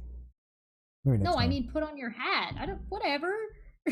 Yeah, I'm gonna put you over there. But no, I'm always cold. That sucks, and it's not a circulatory issue or anything like that. It's just cold. I'm sad because I've been called out by Geistview about not being Canadian enough because I don't have any flannel. And I actually don't own any flannel, and realizing that made me very sad. Well, flannel is life, and I do like Geistview. Canadian. Geistview is actually really cool. I'm a big fan of Geistview. But I love flannel, so I'm going to side with him on that because flannel is freaking comfortable. Who's Brittany Murphy?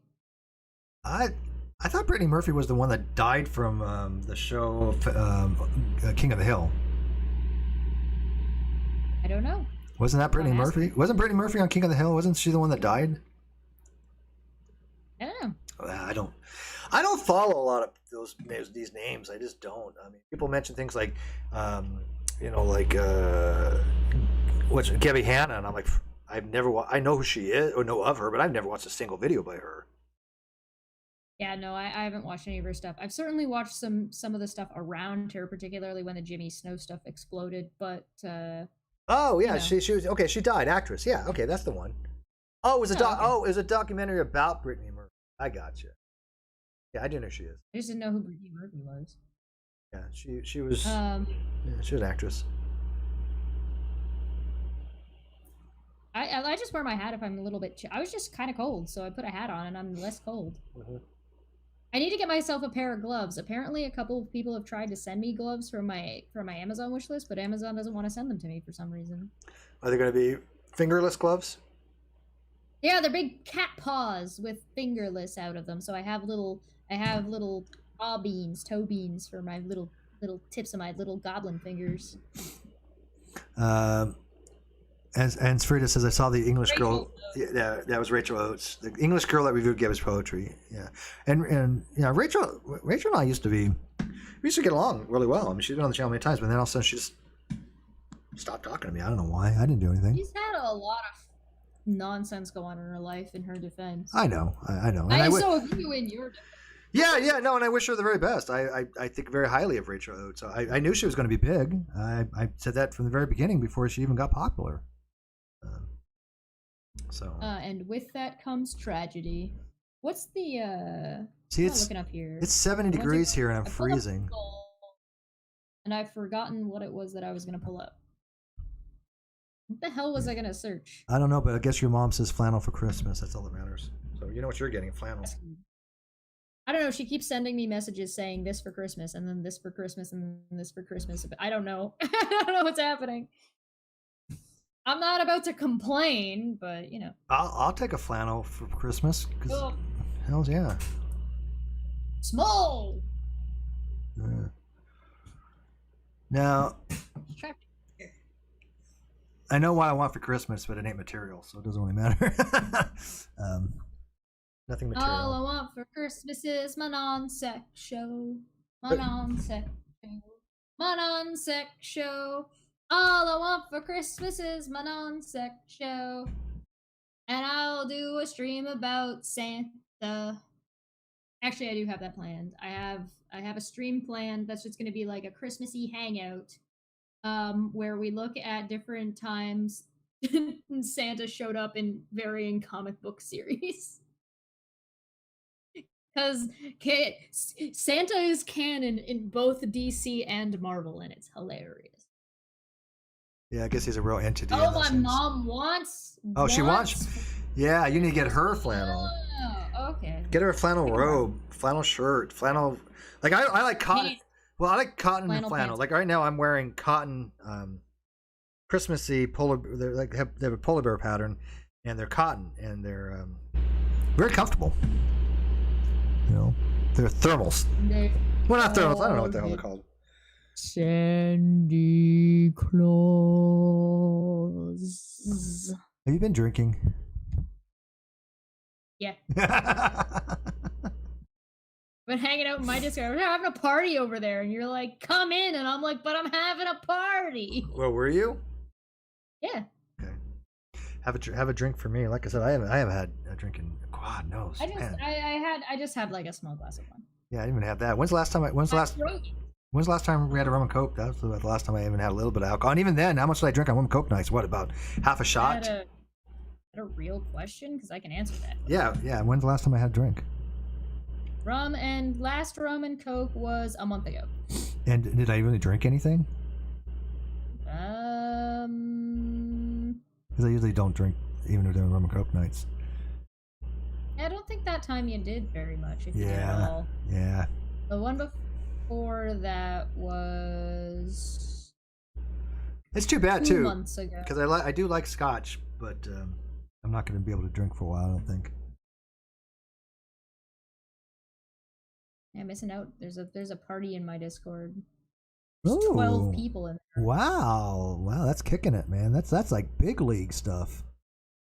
Yeah, we're having a party, man. Yeah. We do that every so often.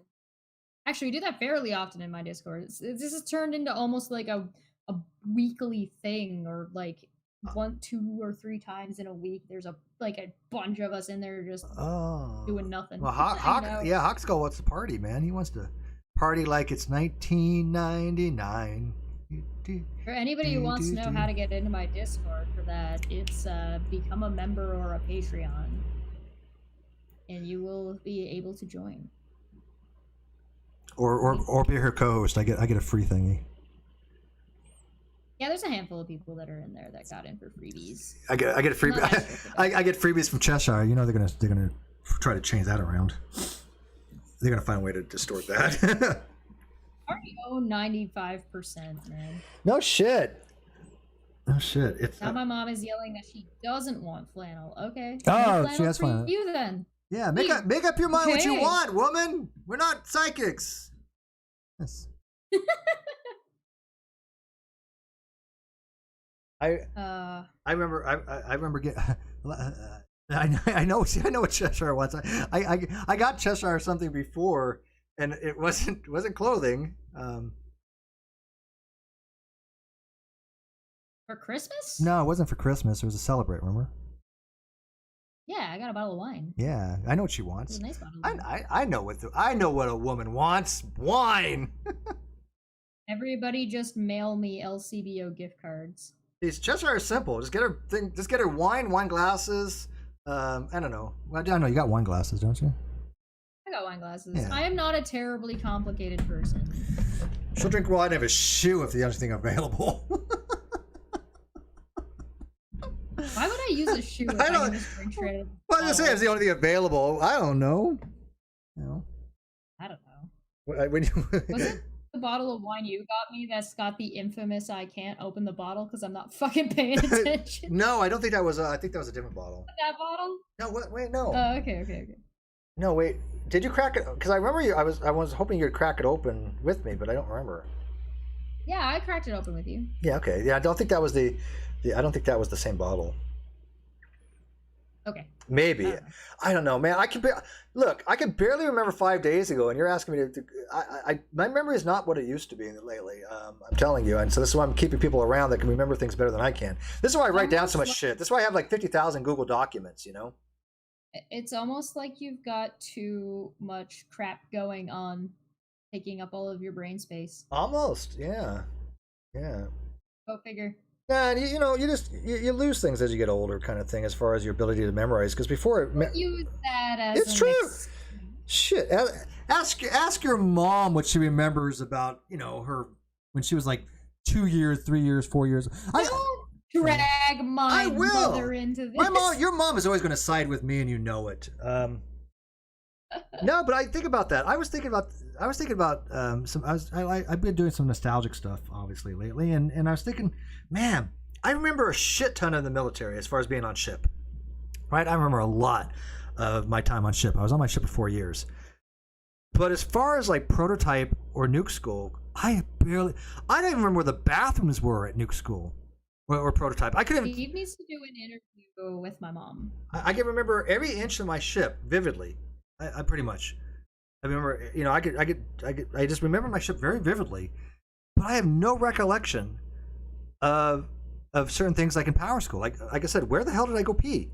I don't remember the bathrooms there. I remember other places. It's weird. It's weird when I think about that. I don't know. I just certain things. I just think to myself, where the hell were there bathrooms in Power School? Because I was, Power and Prototype for like 2 years, and I don't remember going to the bathroom. That's the weird thing that I think about. You don't want to have conversations with me about memory. Like, if you want to know about the way my memory works, you should interview my mother. She will tell you. She'll tell you better than I'll be able to. Oh yes, but by the way, I don't know if you knew this, but your mom did pick out that wine. I figured. Yeah. She saw the bottle and told me about that. It's my uncle really likes that wine, so if she didn't tell me directly, I figured it out. Yeah. So John says you should interview my mom. I will one day. Yeah. Well, you know what? If we ever get an On Sequitur show back, she could be a guest. How's that? I don't know if she wants to. Yeah, and maybe. I mean, what am I, her mom? She can make that decision. Well, yeah, I didn't say that you were like her booking agent. Jeez. Am I being too mean to Steve on Veterans Day? No, you're being mean to your mom. I don't care if you're mean to me. That's normative. That's par for the course. What did I do that was mean to my mom? I don't know. Like, be nice. I don't know. Just be nice to your mom. I'm being thrown under the bus here. What the hell? This is why I gave Allie my complaint first. Okay. I offered to buy her flannel if she didn't want it. No, she doesn't want flannel. No, I want flannel.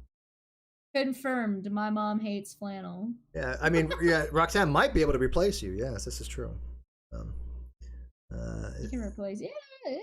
I don't know. I've never had her on stream. I would call live. We've talked off air for. She's been live on stream on my channel one time. Yes, I do remember that. See, my memory is family drama. And I remember that one. See, I do remember certain things. Funny. But you know what? It's funny that people do ask you to remember shit from God knows how many years ago, and I'm like, we can't. We put out. I have like 2,000 freaking videos. Do you think I can remember everything I've ever said in 2,000 videos? No. That's your own damn fault, Steve. How dare you? And even sometimes I'll say like, well, I don't remember saying that, but if I did, there's probably a reason for it. Tell me the context, and they never do. They never do. I'm like, I may have. I have no idea. I've said a lot of things over 2,000 freaking videos.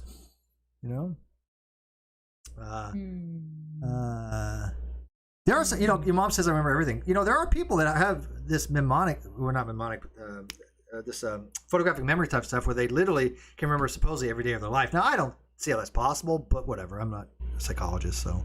But can you imagine, like, remembering every day of your life? That would be weird. I could barely remember last week, and people remember, like, when they're 6. I remember a lot. And I thought I did too growing up. Yeah, I thought I did too, but God, it goes quickly. I have trouble. I have a hard time reading a book more than one time because as soon as I read the first couple of words or sentences of the book, I remember everything that happened in it, and so I just put it down. Yeah, and I get that too. I remember the basis of the books. I read a lot of books in my life. But I'm like one of those people when I watch a movie, usually I don't watch a movie more than once because I already know what happens. But a lot of times nowadays, I'm like, I don't remember any of this in the movie. I watched a TV show the other day, and I don't remember what the hell it was, and I watched the episode not too long ago, but I rewatched it because I realized I missed a lot of parts, and I don't remember why I missed it. But yeah, I don't like reading stuff too many times over again. There's a few books I have read more than once. I've read the Lord of the Rings series, all of them, 3 full times. So that would be The Hobbit. Lord of the Rings in junior high or high school. Can't remember which, and I couldn't finish Two Towers. I hate Tolkien's writing style. I love it. See, I read The Hobbit, Two Towers, and The Return of the King, and Fellowship of the Ring. I mean, those I read those frequently. So, but I couldn't tell you what was in them now. I know the storyline, of course. Yeah, I got to most of the way through Fangor Forest, and the 6th or 7th time Tolkien was describing that this was an ancient magic forest in an excessive amount of detail, I was just like, get on with it already. Yeah, he's like the Stephen King of that kind of genre. I'm like, I understand that it is an ancient magical forest with mysterious ancient magics that nobody can really comprehend or understand. I get it. I understand. Can you please tell me what is happening? See, in the forest I'm more like I get halfway through it and go, take the fucking eagles. Just take the eagles to Mordor. Not hard. Drop it in the freaking volcano. You're done. End of story. You know, I've heard of like a couple of different theories about that and why like they didn't or why they couldn't. And so one of the theories that I think is probably my favorite is when Gandalf, spoilers, gets whacked off by the Balrog and he says, "Fly, you fools." He's literally talking about the eagles, but he never mentioned the eagles to anybody, so I don't know how he would expect them to figure that out. They don't know the eagles. Yeah. I remember the Balrog. The other one is the Eagles had their own politics going on, so the Eagles were not wanting to assist because they didn't want to get involved, and two, I've heard that one having before too. a civil war going on. I guess it's somewhere written in the Silmarillion. And then I heard another one, and the theory had to do with the Nazgul and their mounts, and that the eagles basically were not strong or powerful enough to compete with those creatures, and so they did not. They would have been a suicide mission. Yeah, no, I've heard something similar along those lines that they had their own political things going on, and yeah, I've heard that before. That's not new. But anyways, all right.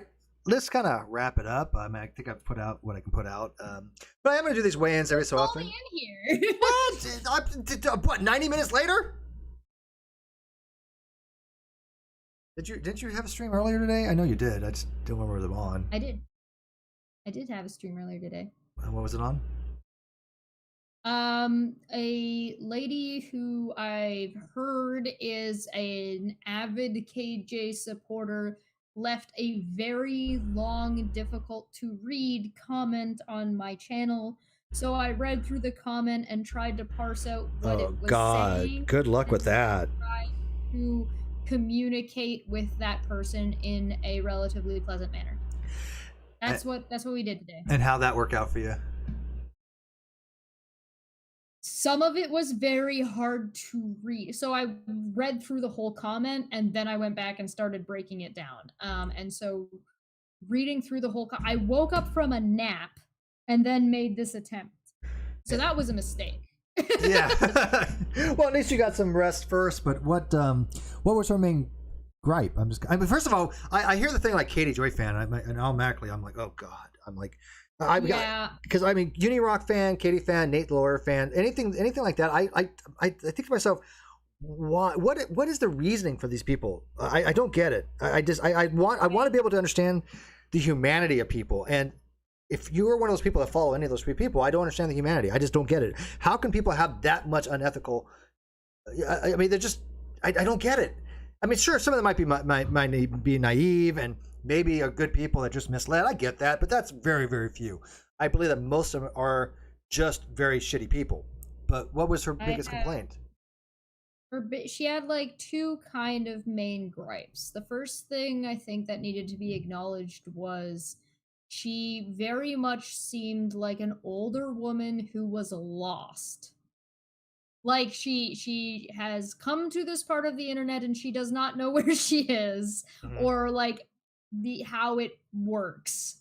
And so that but her biggest issue seemed to be that she didn't like that people were talking about each other on the platform instead of talking about like the shows and like enjoying the content of the shows that everybody used to be discussing. So if people were watching 90 Day Fiancé and then talking about 90 Day Fiancé, and then this person was talking about 90 Day Fiancé, and that person was talking about 90 Day Fiancé, instead of talking about the shows and what had happened in their drama or their sitcom, they were all just talking about each other and what the other one was saying. Because they're drama merchants, and you don't even watch those shows. I don't watch those shows. Well, that's what I mean by saying like she was very much lost. I'm like, I've never talked about any of Right. these things. I'm talking about litigation that's going on. And so there was a couple of things that she had said that I sounded like she just hadn't thought them through. So it was something along the lines like, why are you doing a GoFundMe for something that you got yourself into? And it's like, okay, well, that sounds kind of victim blamey. So let's Yeah. go through that a little bit.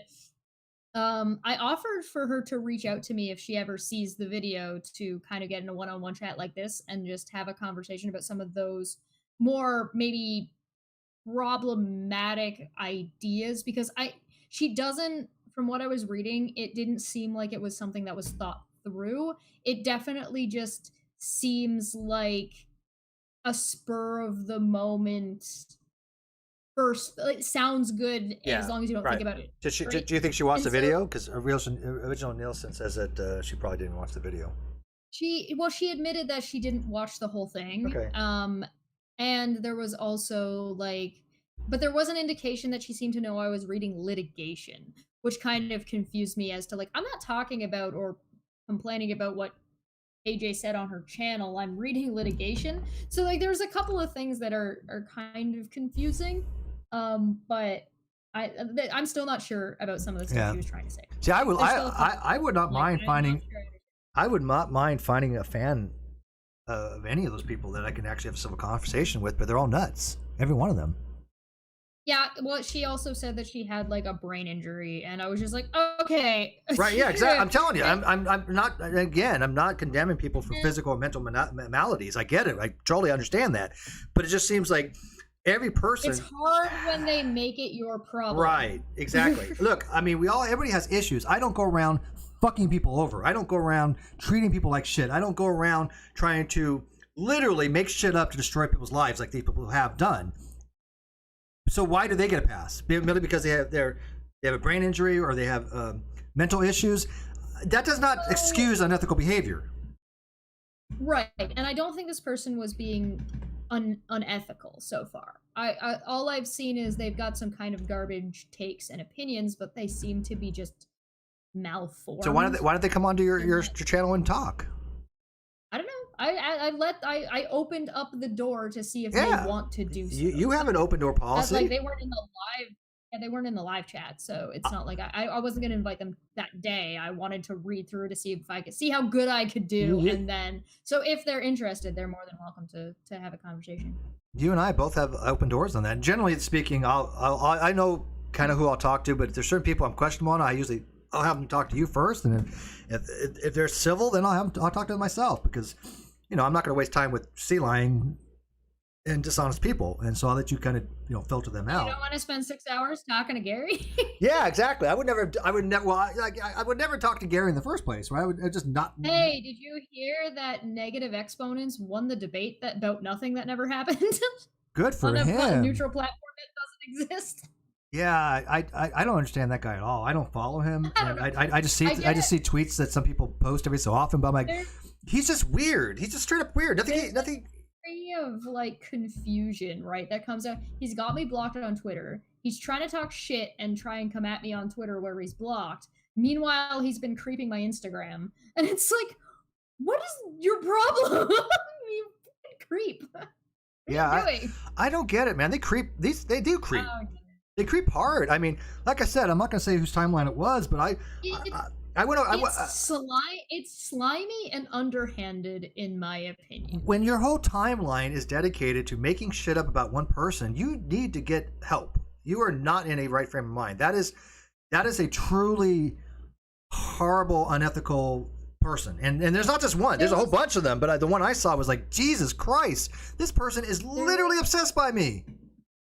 There was a screenshot I saw of negative saying, or of negative exponents saying that, to Menace, we should team up and go against Chesh and Manya, and it's like, why the fuck are you pretending that you're not already teamed up? Right. Nobody buys this. Like, what are you talking about? Right? Yeah. I mean, it's like, really, you're gonna like, yeah, because I think they're so sly. I mean, they think they're so coy in their manipulation and shit. Like, people realize they're shitlords. Look, my audience knows that all those people are unethical shitlords. The reason they know it is not because I've told them it, not because they've seen evidence. It is because they've experienced firsthand. That has been the biggest reason why people understand what we're talking about has always been true, is that they have seen it firsthand. Because they've had it happen to them. Yeah, I was talking about that a little bit today too. I was talking about that you can't expect, there's a degree of separation, right? And there's these boundary lines between creators and audience, and creators and viewer, and friends and acquaintances, etc., etc. There's these social lines. Negative, menace, most of the people that freak out about you not doing whatever they think you ought to be doing do not have the social understanding of those kinds of boundaries. They expect a creator to do whatever the hell they want that creator to do, and if they don't, they relentlessly harass. Oh, that sounds familiar. Gee, that goes back to the Great Debate Community days. And so, right, and then they just kind of build this thing up in their head, like it's something, it's delusional eventually, if you let it go too long. Right. And so there's also like this degree of separation and understanding that, listen, we're sitting here having a conversation and we're interacting with the chat. Like, we're talking to Chemo, we're talking to Original Nelson, we're talking to Smitty, we're talking to everybody in here, right? And so they see us, they hear us, but we don't hear them, we don't see them. There's your knowledge about me is going to be more than my knowledge about you, and even that is limited. And sometimes those lines start getting blurred for some people. They don't understand that you're still seeing what we choose for you to see about the discussions we've chosen to have. Right. And so it's a matter of a lot of these people that stalk you around think that they know you. They don't know shit. But what they actually they don't. They have an idea in their head of who they're talking to and who they're talking about, and have these expectations that you didn't consent to. They're just arbitrarily imposing them on you, and then behaving like this is normal. Like, this is regular behavior. They're so brazen about it, and it's absurd. Well, it's like you said before, though, they don't have the social wherewithal to understand things, because one of the biggest things I hear is, "Oh, Steve lied," and yet I'm like, and I've always had open door on this. If you think that I've lied, show me where I've lied. And every fucking single solitary time somebody points something out, it's their misconception, it's their misunderstanding. I mean, I'm not going to diss on Keon for this, okay? I mean, people know that I've reached a neutral thing with Keon because he's your little friend, and that's your business. So, you know, Keon. I didn't tell you to fucking do No, you did. No, you did. I did not. Hey, I did not say that you did, okay? But I have a neutral thing with him. He's welcome around.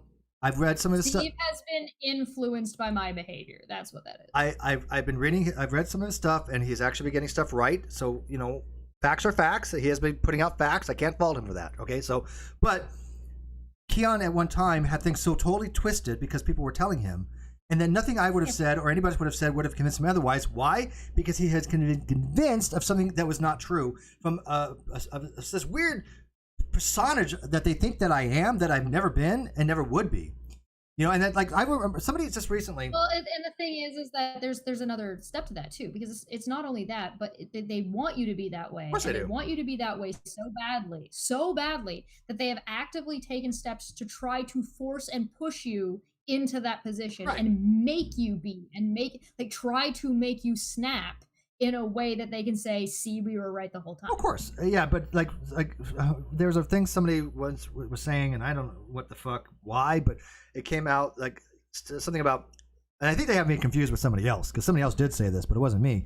But they said, "Oh, Steve's physically incapable." Steve's claims or said he is incapable of lying. When the fuck did I ever say that? Anybody can lie. I said I'm hyper honest because I have no ability to sit there and lie to people and do it effectively, because I suck at lying. But that doesn't mean I can't do it. I'm a bad liar. I could conceive of a situation where you said something hyperbolically along the lines of like, "No, I can't lie. I have trouble with that." But the answer is that because you're bad at it. I'm bad at it. And it's not beneficial to you. Right. It's like there's another half of that sentence. Yeah, they seem right? they seem to neglect. That's what they do. They only get partial things. Of course, I can lie if I wanted to. I'm all fine with white lies too. By the way, I think white lies are ethical. If I didn't feel like I gave a shit, and somebody says, "Hey, look, does this hat look good on me?" I'd be like, "No, it's not your thing." Okay, But if somebody, not look good on me. it's okay. No, I'm kidding. No, I do like it. But I mean, a white lie would be, I don't want to hurt your feelings. So be like, yeah, it's fine. That's a little white lie to make you feel better. I have nothing. That's fine. People do that all the time. That's societal. Do I avoid those things? Yes, I try to word it differently, only because I know people will use any kind of lie against me, white or otherwise. But I don't have a problem with white lies. I don't think that and we had a whole stream on lying. Great stream that we did on different interpretations of theory of lying. There's a lot of different theories of lying. Whether lying necessitates deceit, whether lying necessitates, just a false statement. There's a whole bunch of different theories of lying. Not one size fits all. To me, lying in the most basic sense is more than just telling a falsehood. It is the intent to deceive. Well, that's a whole. But the thing is like there's a whole. But let's just lay deceive. Yeah. Of nuance to if Steve's like, oh well, I think lying is okay. Well, that's not quite what you said. Yeah. And you're talking about something specific, and you're talking about a concept. The problem is the people that we're referring to that don't understand these boundaries are not able to understand concepts, right? Or basically anything that takes more than two brain cells to rubbing together to. But what's the worst is they actually create stuff that's lying. Well, they don't care about what they just want to see, like, oh, can I push Steve to be this thing and justify my own behavior? Because right now their behavior is unjustified, and they know it's unjustified. And because they know it's unjustified, they have to try to force you into this box that they fit you into, because they do not understand these boundary lines between creators and audience. I agree. And by the way, I have much more in the 7 years I've been on YouTube. I've always been close to my audience.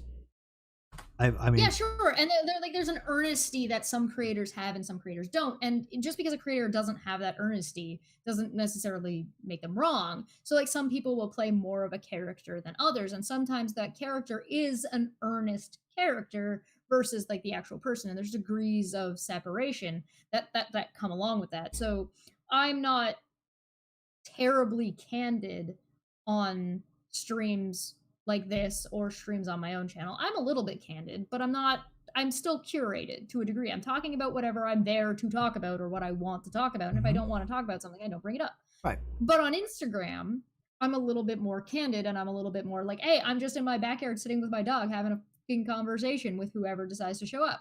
And if you want me even more candid, I'm very candid on the Discord. I'm very much like, no, we're sitting around, this is a table with a group of people that want to get along and want to talk and want to be friendly, and we're going to sit around, we're going to have a conversation being friendly, and we're going to sit and chill, and we're going to do that. Yeah. And so it's far, far more candid than we're going to talk about dicks. Well, I think the most candid is clearly when it's just like you and I having one-on-one conversations about stuff. There's the difference when that's a whole different level. And same thing with I talk to Mon. All the way private. Yeah. On when I talk to Manya, it's completely candid and private information because it's personal. That even if it got out, it's nothing to be ashamed of. But I mean, we're friends. I mean, that's just it. We are actual friends, and they don't understand what friendship means. They don't get that concept. But Smitty says, exactly, Steve. White lies are necessary when somebody has the fashion sense of a homeless grandpa. Oh, and by the way, I like your hat. Yeah, like I said, I like the hat too. But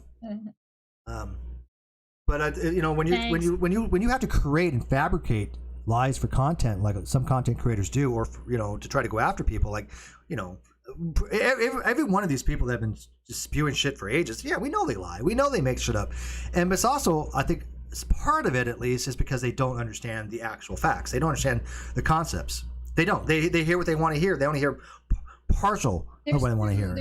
There's two things going on. One of them is they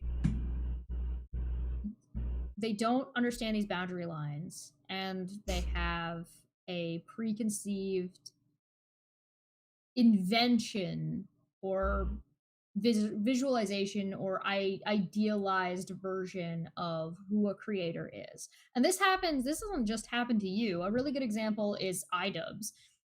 This happened to iDubbbz when he made some kind of comment defending his girlfriend, and people were like, "Oh, my image of you is fucking shattered, and you're a terrible person because you simped for your."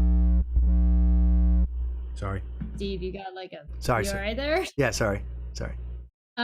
People were like, "Oh my god, my image of you is shattered because you simped for your girlfriend or some shit," and it's like, why? He's still funny. He still makes the jokes that he made. So what that he stepped up to defend his girlfriend a little bit over something that like wasn't really that big of a deal. Like I don't understand. And so you've got this like this boundary line where it's like no, he's a character, or he's making a point, or he's making this video about this thing. Same thing happened with like Boogie 2988. Same thing kind of happens with JonTron. Every time JonTron decides to spew out his stupid political opinion, it's like people are like, "No, John, why stop?" Yeah, no, I know content. I know, and don't know him as a person. And so when I've talked to Boogie a little bit. Sure. Yeah. And so when that separation, when that hard line is suddenly in your face, some people can't accept it.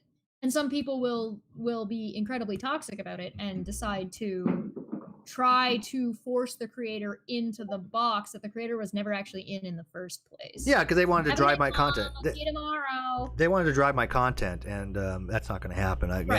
Again, you know, people say, well, you know, Steve's. Well, the question becomes like, if they're so great and their ideas are so good, why the hell do they need to drive your content? Yeah, if the content is so good, make it yourself. Right.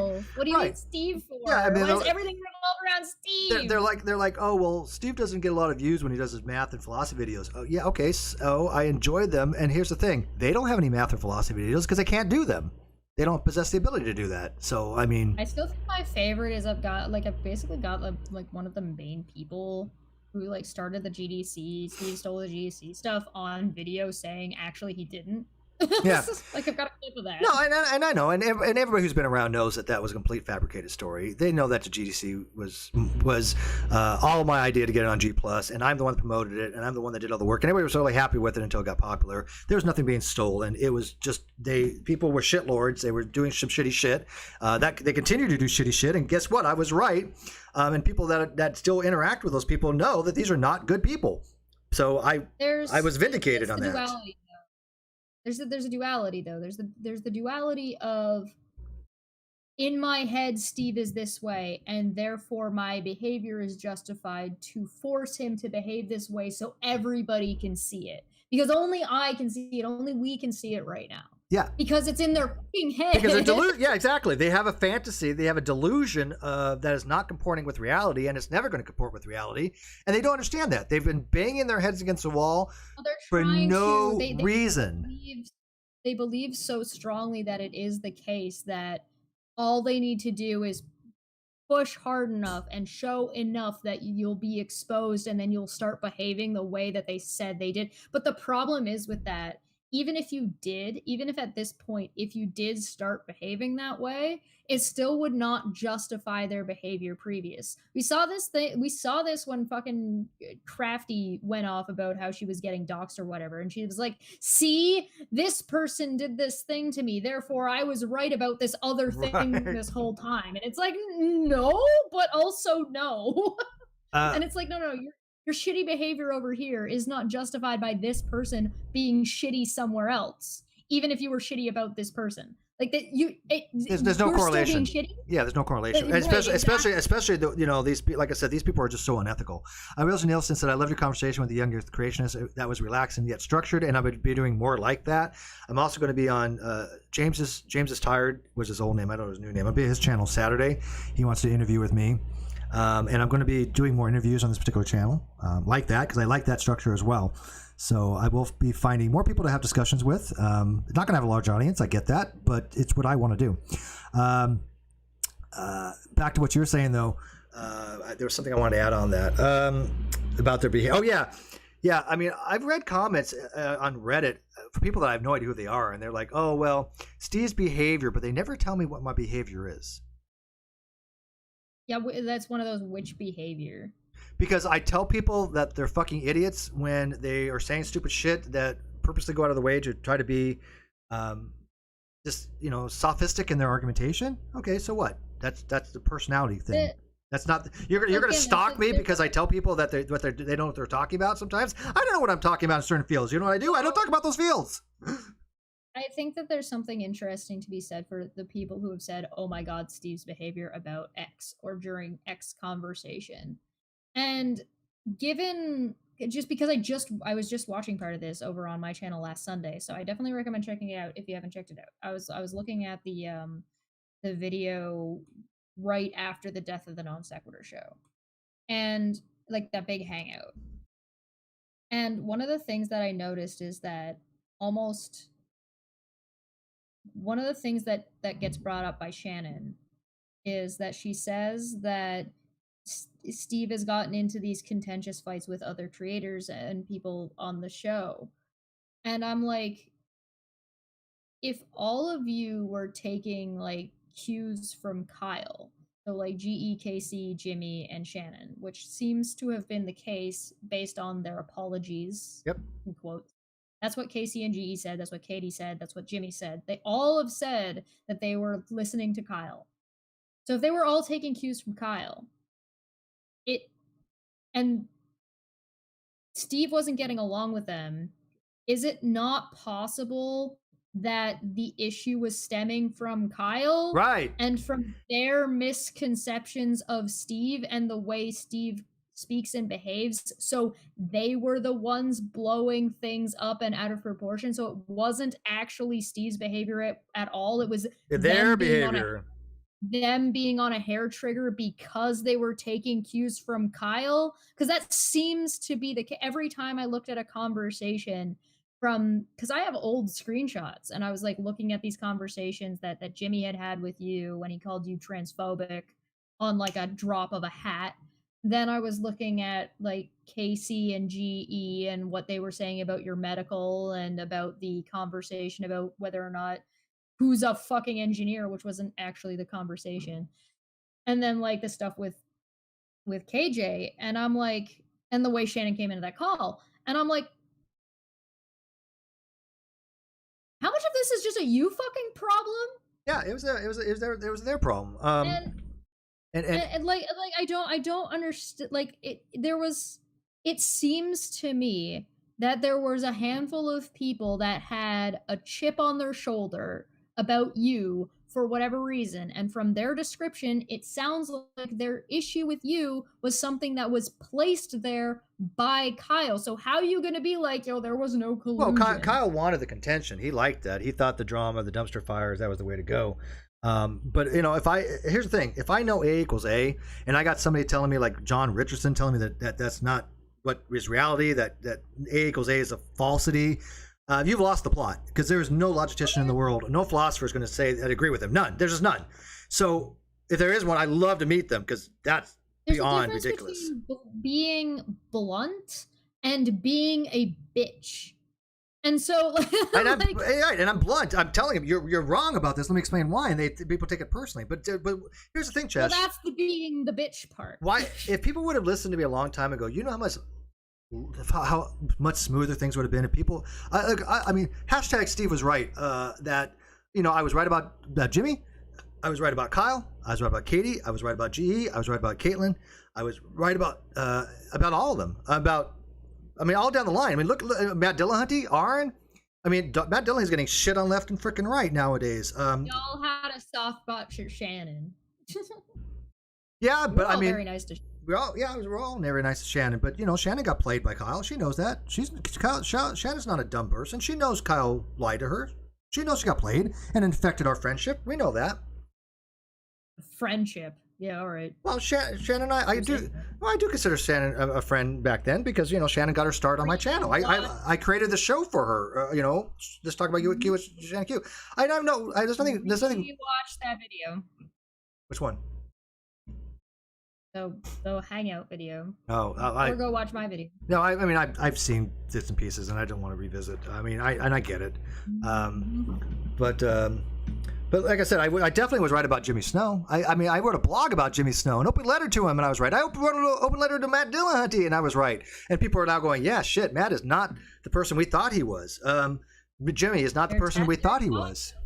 They're toxic opportunists, and they're performative because they're toxic opportunists. Right, but why is it? It took 2 years. You know, this whole rock atheism thing keeps coming around, and people are like running with it. They don't remember who was it the one that was arguing for against that 6 years ago. It was me and Ozzy. That was about the only two that I remember ever talking about it. And I was the one that was really pushing it more than Ozzy. That was my thing. That was me going to the atheist community whatever years ago it was, and going, hey, you guys are looking like idiots. Absolute freaking idiots for this particular argument. And I was laughed at, and I was mocked, and I had literally people going after me personally because of my position. Come to find out, more and more atheists are going, oh shit, you know, Steve was right. That is a dumb fucking position.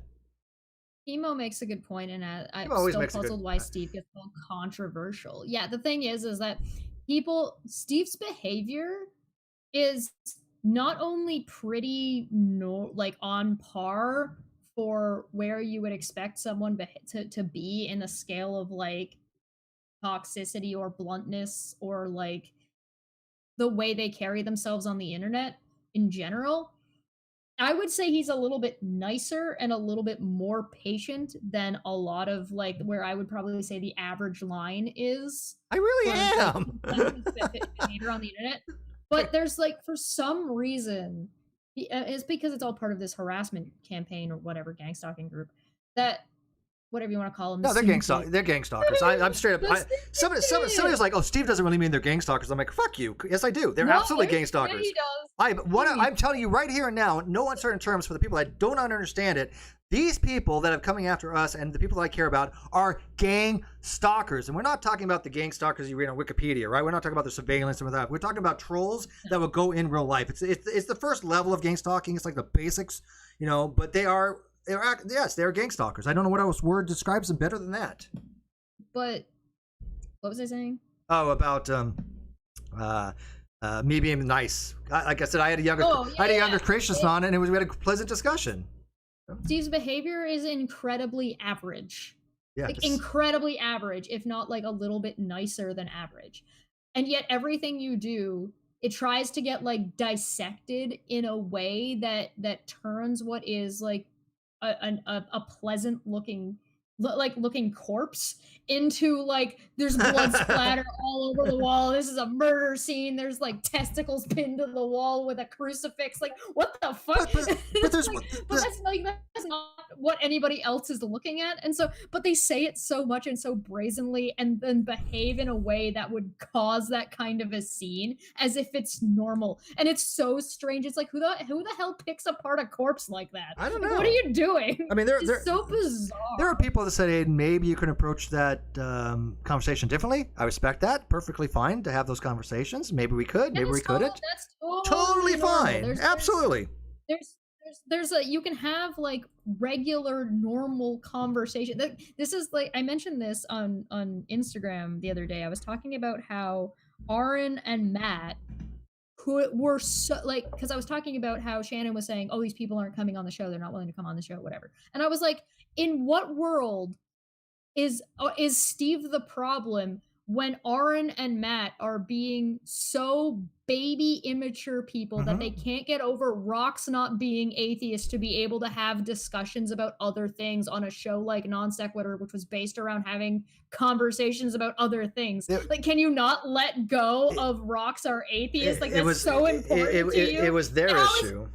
But how is Steve the problem for being like, I don't care, they can come on, we don't have to talk about that? I said that. I was always like that. I never said that. I know. I never once said they couldn't come on. I've never once said no, they're not welcome on. That's what Shannon described. Shannon described that these people don't want to come on because they've had a contentious conversation with Steve. And I'm like, so they can't let go of having one conversation about Rox not being atheist with Steve, so that they're incapable of having a conversation about anything else. And some of that shit's like really important. Well, I mean, they can't, man. What kind of adults can't handle that? And why is that Steve's problem? And why is he Shannon's problem? Shannon always had a fundamental misunderstanding of the argument to begin with, and I kept explaining to her that many, many times. She always was like, I hate the definition of atheism. I kept trying to explain the arguments have never been about the definition of atheism, never will be about the definition of atheism. That is a straw man argument to begin with. It's been kind of amusing. I've seen a couple of screenshots kicking around of Casey and Shannon both now arguing your point. Yeah, no, I think I have seen people screenshot stuff, and I think Casey has now changed her position a little bit. I think she's even realized that this whole atheism thing. This is a weird hill to die on. The thing is that she's an opportunist. She's going to go wherever the flow is going to go. Oh, I'm not giving her too much credit for it. No, yeah. If the flow was still going the Rock's atheist definition way, she would go that way. Yeah, but the tide's turning against Aaron and Matt. I mean, because Matt's losing a lot of support. Across the board, because people are even their producer. Do you know Matt? A guy named Mark. Who was the one that produced the Atheist Experience? Mark Vela. Starts with a V. I can't remember his name, but even he just recently on Facebook said Matt is not the person you think he is. Everything that people have said about Matt is true. And I had issues with that guy, that producer, because I had a very cordial conversation one day, and he just went nuts on me after like. In the middle of the conversation, I'm like, oh, wow, I'm sorry. I thought we were having a pleasant dialogue. I was told that Vanderbreak, that's his name, I think. I was like, people are saying that, you talk about this kind of stuff. I didn't know you didn't want to. I would have not engaged you on it.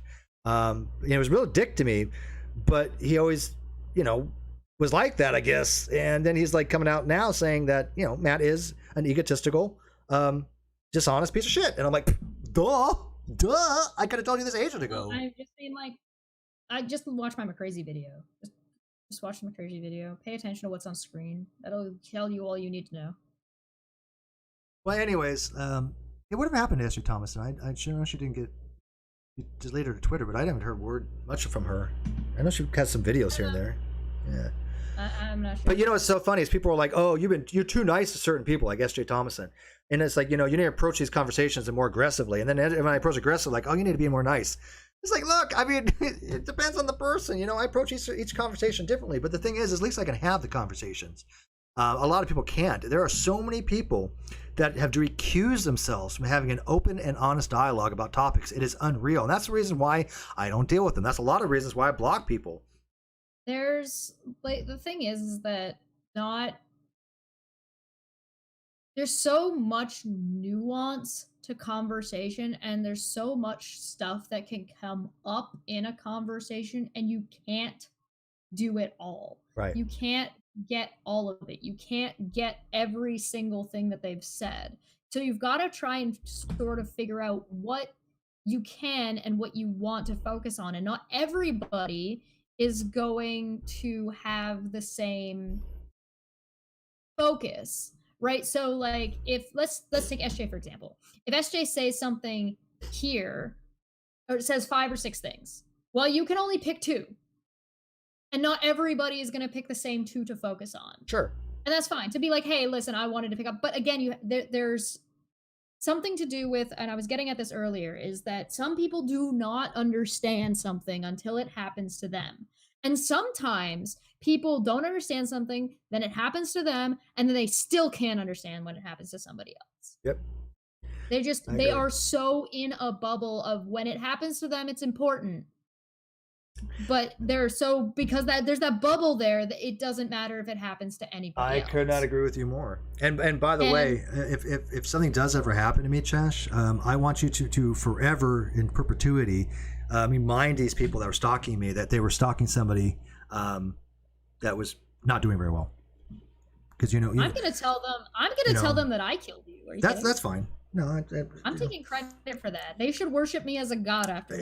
So if something happens to me, see Chesh, blame Chesh. It's a long walk from Canada, but who knows? Maddie's gonna be like, "Oh my God, Chesh murdered Steve for the non sequitur show." I'm gonna be like, "Bah, ha, ha, yeah, I did. Fuck you. What are you gonna do about it, bitch?"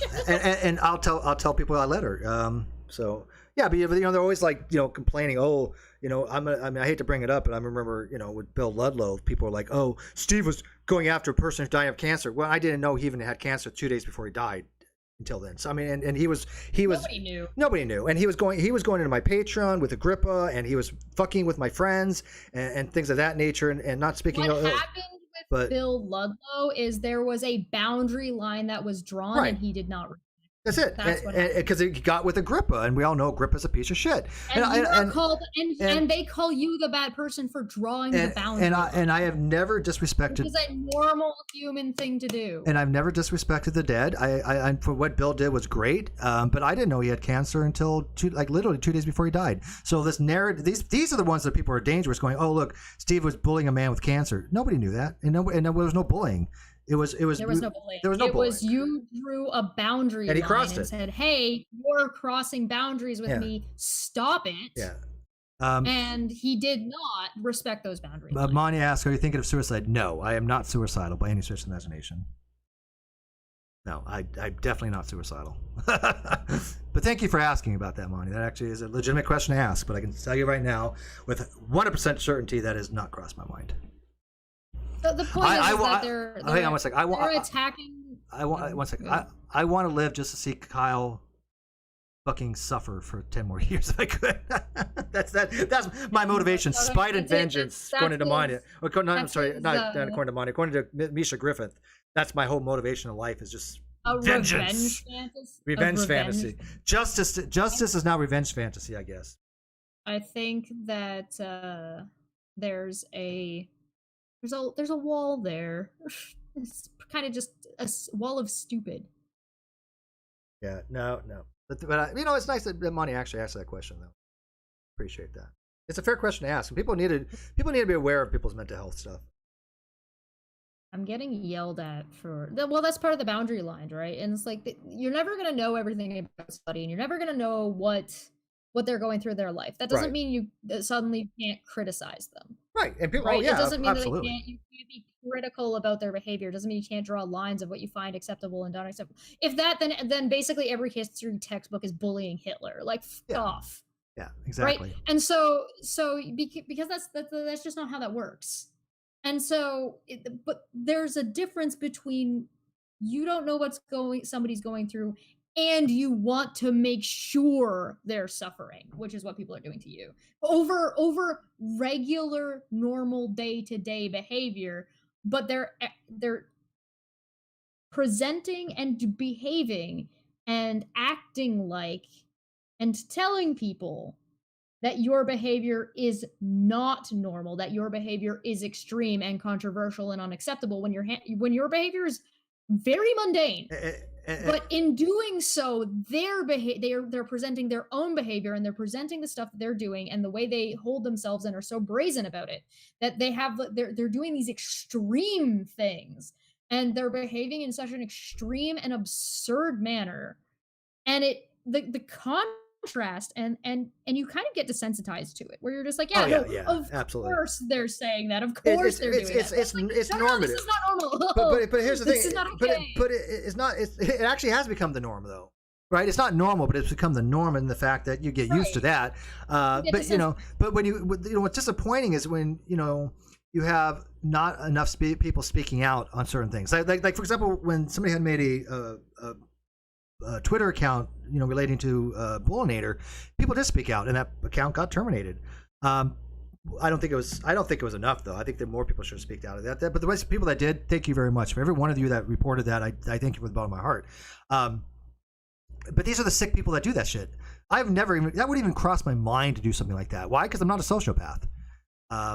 Why? Because I would never do something unethical. There are people that I cannot stand, but if they died, I'm not going to make an account in their name.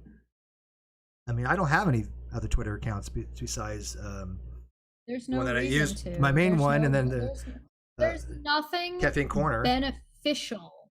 There's nothing beneficial about any of their behavior, Nothing. but they think there is. Yeah. They think there is a benefit because of this disillusionment, because of this idealized version in their head. Nothing. All in their head. Though. Nothing. I wouldn't even want people to do that to Katie.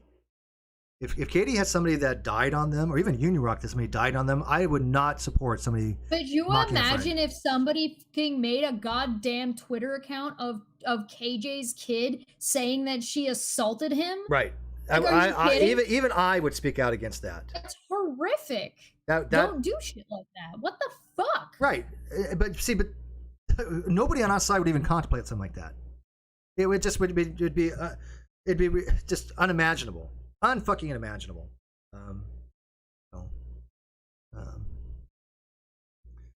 um, yeah, Smitty's right though. The benefit is pleasures they take another. The benefit is the pleasure they take another suffering. Yes, these are sociopaths. These are people that are they're a sadist.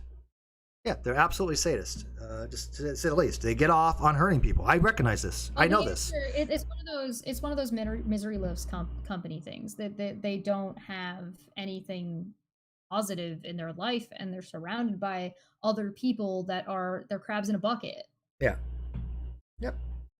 Yep, I know. And that's the same. Well, that's exactly up with Kyle, wasn't it? I mean, Kyle destroyed his entire life because of narcissism. Kyle's destroyed his entire life because of ego. He's going to be paying for this, for a very long time. Obviously, that was you, Steve. Yeah, How dare clearly. you report a crime and follow through with it? What I a mean, dick. God forbid, I mean, how much... God forbid there be consequences to your actions. How much false evidence did I ever give to the court? Oh, wait, none? Absolutely fucking none?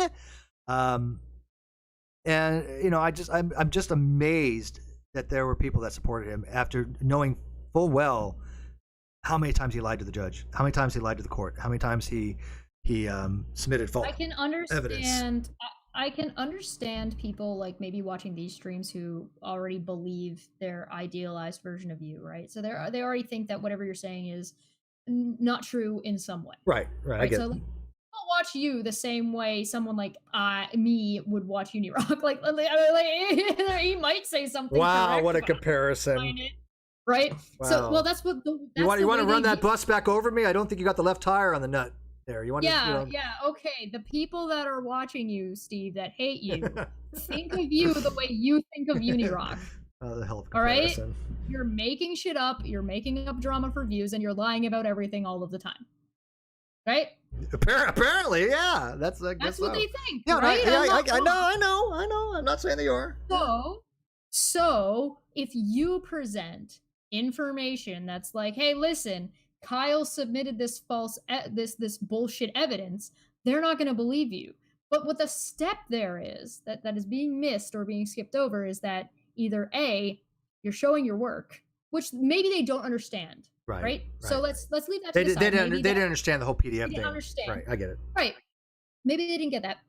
But the court said, yes. Oh, this is bullshit. Oh yeah. The court knows it was bullshit. The court knows it was false evidence. They know that. Well, there's a reason why they'll look and talk about and show clips of your videos, but they won't show anything of my videos. And they don't show much of Kyle's videos either. Yeah, I mean, I don't see a lot of them talking about the fact that Kyle submitted false evidence. We all know that's a fact. Has been in the court. There's been a couple of times original Nelson said, clip it, send that snippet to Uni as evidence. Steve Live Chesh said so. Here's the thing. This is the funniest thing, because I've said this a couple of times. I think one of the main ones I said it about was whether or not Nate's actually a lawyer. So I've never seen any evidence that Nate is a lawyer. Right? He gets shit wrong all the time, so I can't go by like just his knowledge. Like if I go by just his knowledge of what he's presented about what he actually knows about law, I question whether or not this man is actually a lawyer. And I've never seen him present any evidence that he is actually a lawyer.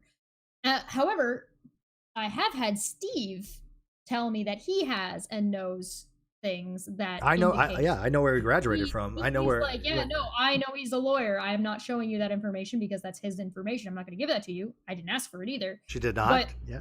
He's like, I can verify. I will vouch for that Nate is a lawyer. And I'm like, well, I can't trust you. You're a fucking liar. Yeah. See evidence. But yeah. I mean, I get a lot of that. You do. There's reasons why you do say that. I mean, I think deep down you know he really is a lawyer, but you're true. You have not seen substantial evidence that he's a lawyer, and he's a shitty one. Yeah, certainty. Like, it's more of like a question. It's an odd dichotomy of like the only way because despite Nate's behavior and what he said and what he's got wrong. I have for me to believe he's a lawyer, I have to trust Steve. Yeah, exactly. Yeah, exactly. Well, I mean, the irony. I still want to report him to the bar. It's just been a lot of stuff coming down the line. You know, and You're busy. my non sequitur lawyer, you know, he'll proofread it too because. It's a lot of that. Yeah, and you know what's so funny? Nate was all saying that you know my complaint isn't solid. Every lawyer that I've talked to and everybody that I've talked to that knows law said that was a really well written complaint. They also said that you know I have a strong case. Well, no, because that wasn't the complaint that was actually filed. That was the draft. That was the client draft, and so there was it hadn't been proofread and fixed. So that was just a draft. That wasn't the final version. Because I remember like it said. Yeah. Excuses. I'm just teasing. But it was close enough. And you know, he's like, oh, the GoFundMe is a cash grab. I'm like, are you kidding? I'm losing money one way or another. I mean, how's this a cash grab? I've spent way more than I've gotten on the GoFundMe. If I'm using that for a profit, I went about things extremely the wrong way. That's just fucking stupid. But he knows that's wrong. He knows that's bullshit. He just wants people not to help me out. That's all. That and he. Yeah. Well, but Nate is kind of just a vindictive little race baiting piece of shit, but you know, whatever. Yeah, and I'm surprised that anybody even associates with him. I noticed that some other lawyers have kind of distanced themselves. Maybe that's my imagination, but You want to know how many views my fucking clip of him got on Twitter? a lot. You want to know the number? I'll pull it up. 284. Yes. You think my video of him got 284? 1,000. 1,000? Finalizer? Yeah, 1,000. It's almost at 4K. Wow. Yeah, well, that's a lot. That's actually more than I get on that. I never get any fucking views on Twitter. You know what actually promotes the most on Twitter are my votes. When I do votes, I'll get, 200 plus votes. But... Interestingly enough, I did get a bit of a kick out of the pushback I got for that video, because the pushback, I say that very, very loosely, like people that are like friends with you, like this group of people, right? Yeah. This group of people that hate you, or like, oh my god, Chesh is lying again, look at all of her lies. I'm like, bitch, I didn't say anything, all I did was post the clip. Yeah, I know, that's another thing. Chesh, a lot of people are like, oh, Cheshire lies, Steve never calls her out. I'm like, what lie? If I think Cheshire lied about something, I'm going to ask her about it, but I never had the opportunity to because I never heard anything. If I lied, Steve will not be able to catch me on his own. He will need your help. Probably. I encourage you to help him. Because and here's the thing, though. Even if she did lie, I'm like, okay, big deal. She's allowed to lie because she doesn't have the same. What is it called? I guess. Ethical framework. Yeah, it is an ethical framework, right? And nothing wrong with that. There's different types of ethical framework. One's not necessarily superior to the other. It's just different from yours. Lawyers have to lie all the time, but they just do it in a very kind of a conniving way. Depending on the lie, you would call me out. Relative, like the crime would fit the punishment. Right. If I lied if I was the Bull account, I would kill Steve should never talk to me again. Yeah, I mean, by the way, I want to put this out there. That's hyperbolic speak. I would never actually harm Cheshire, but I would not figuratively kill her, but I would emotionally kill her with what the fuck, I'd be incredulous, incredibly shocked, disappointed, and hurt. I would never speak to you again. Right, so the crime would fit the punishment. Yeah. You would call me out if you found out something. It would. Like I don't know how I could forgive something like that. You would, and you ought to never talk to me again, and that would be fair and reasonable. Yeah. But if I said I'm wearing purple socks, I wouldn't give a shit. Yeah. And then I was like, haha, yeah, I fooled you. I lied. My socks are blue. Yeah. Or I'm not wearing any socks. He's not gonna give a shit because who cares? No. And when it's so funny, it's like I'm still waiting for them. They think, oh well, she lied about being 17. Oh my god, that's what you consider a lie? Fuck off. My god. Everything that you put out there to show how dumb their shit is, they take it and they amplify it 5,000 times to make them look dumber. I'm so afraid to stick out my little head. because Cheshire and her 62 IQ has laid all these traps everywhere. And I'm going to fall into them because I'm dumber than 62 IQ, apparently. Pick a lane. Yeah, it's so funny that they have this weird dichotomy with you. I'm like conniving genius. Yeah, I don't know how they have it both ways. I just don't. It's like you are either they think you're some kind of magnum Machiavellian. Yeah, what's the name of the antagonist in Sherlock Holmes? Moriarty. Moriarty. With a 62 IQ, you're Moriarty. So who's the Sherlock then in their group? Fuck. Fuck if I know. I'm sorry, but there ain't nobody in that group that I find to be exceptionally intelligent. I mean, sure, if you want to talk biology with Fiona, she's gonna know her shit. But other than that, she ain't got fuck all, man. Hi, Manya. How are you? Let me blow you up here. You're muted. You are. You gotta unmute in meets. God dang it. I didn't do it. No, it's okay. Steve deleted other people's tweets. I'm deleting. No. I still haven't figured out how. I was accused of that. I'm still trying to figure out how the hell do I delete people's tweets. I don't know how that works because that's I impossible. don't think they ever answered that. They never answered that question. So This is fucking embarrassing. since we're talking about one incompetent lawyer, Sure. I tagged Emily D. Baker on Twitter and asked her, like, she has had some time Uh-huh. to look at the tweet and the context. And she hasn't replied to me. Of course not. So she's thinking it might go away if she ignores us, which is fine. It's a prerogative. She doesn't have to reply to me. No, and she doesn't want to get It kind involved of with that. tells me something. Of course. That what's going on.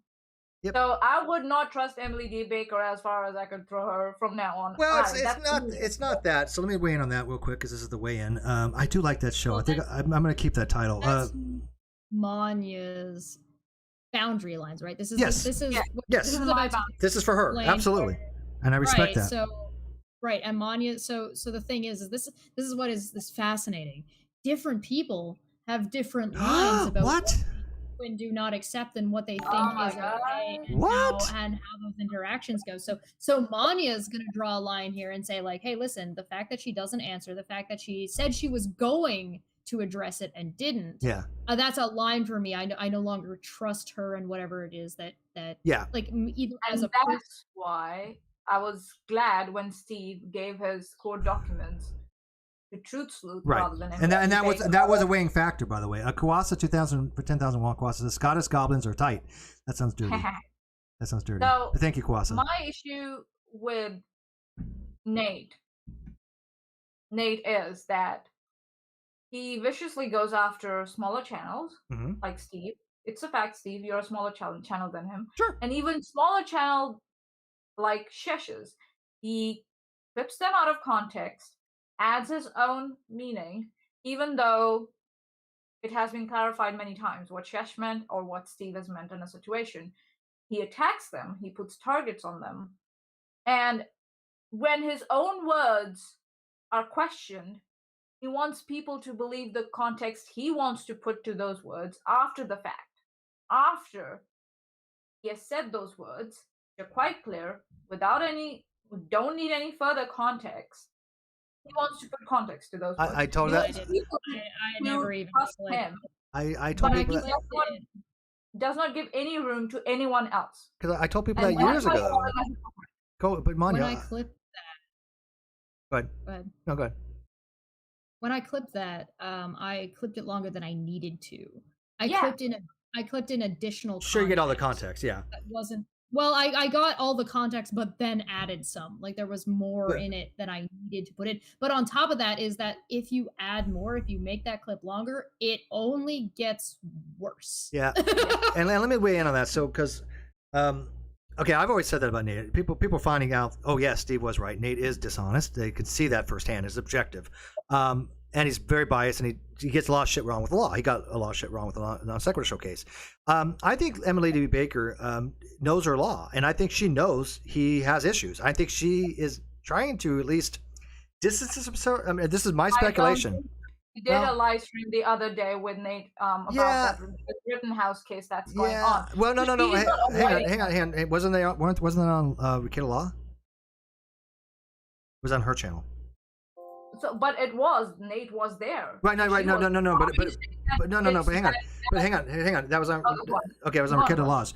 I still think she's trying. I mean, again, this is supposition, but it seems like she's at least distanced herself a little bit. Although he comes in the live chat, he's always like, "Hi, Nate."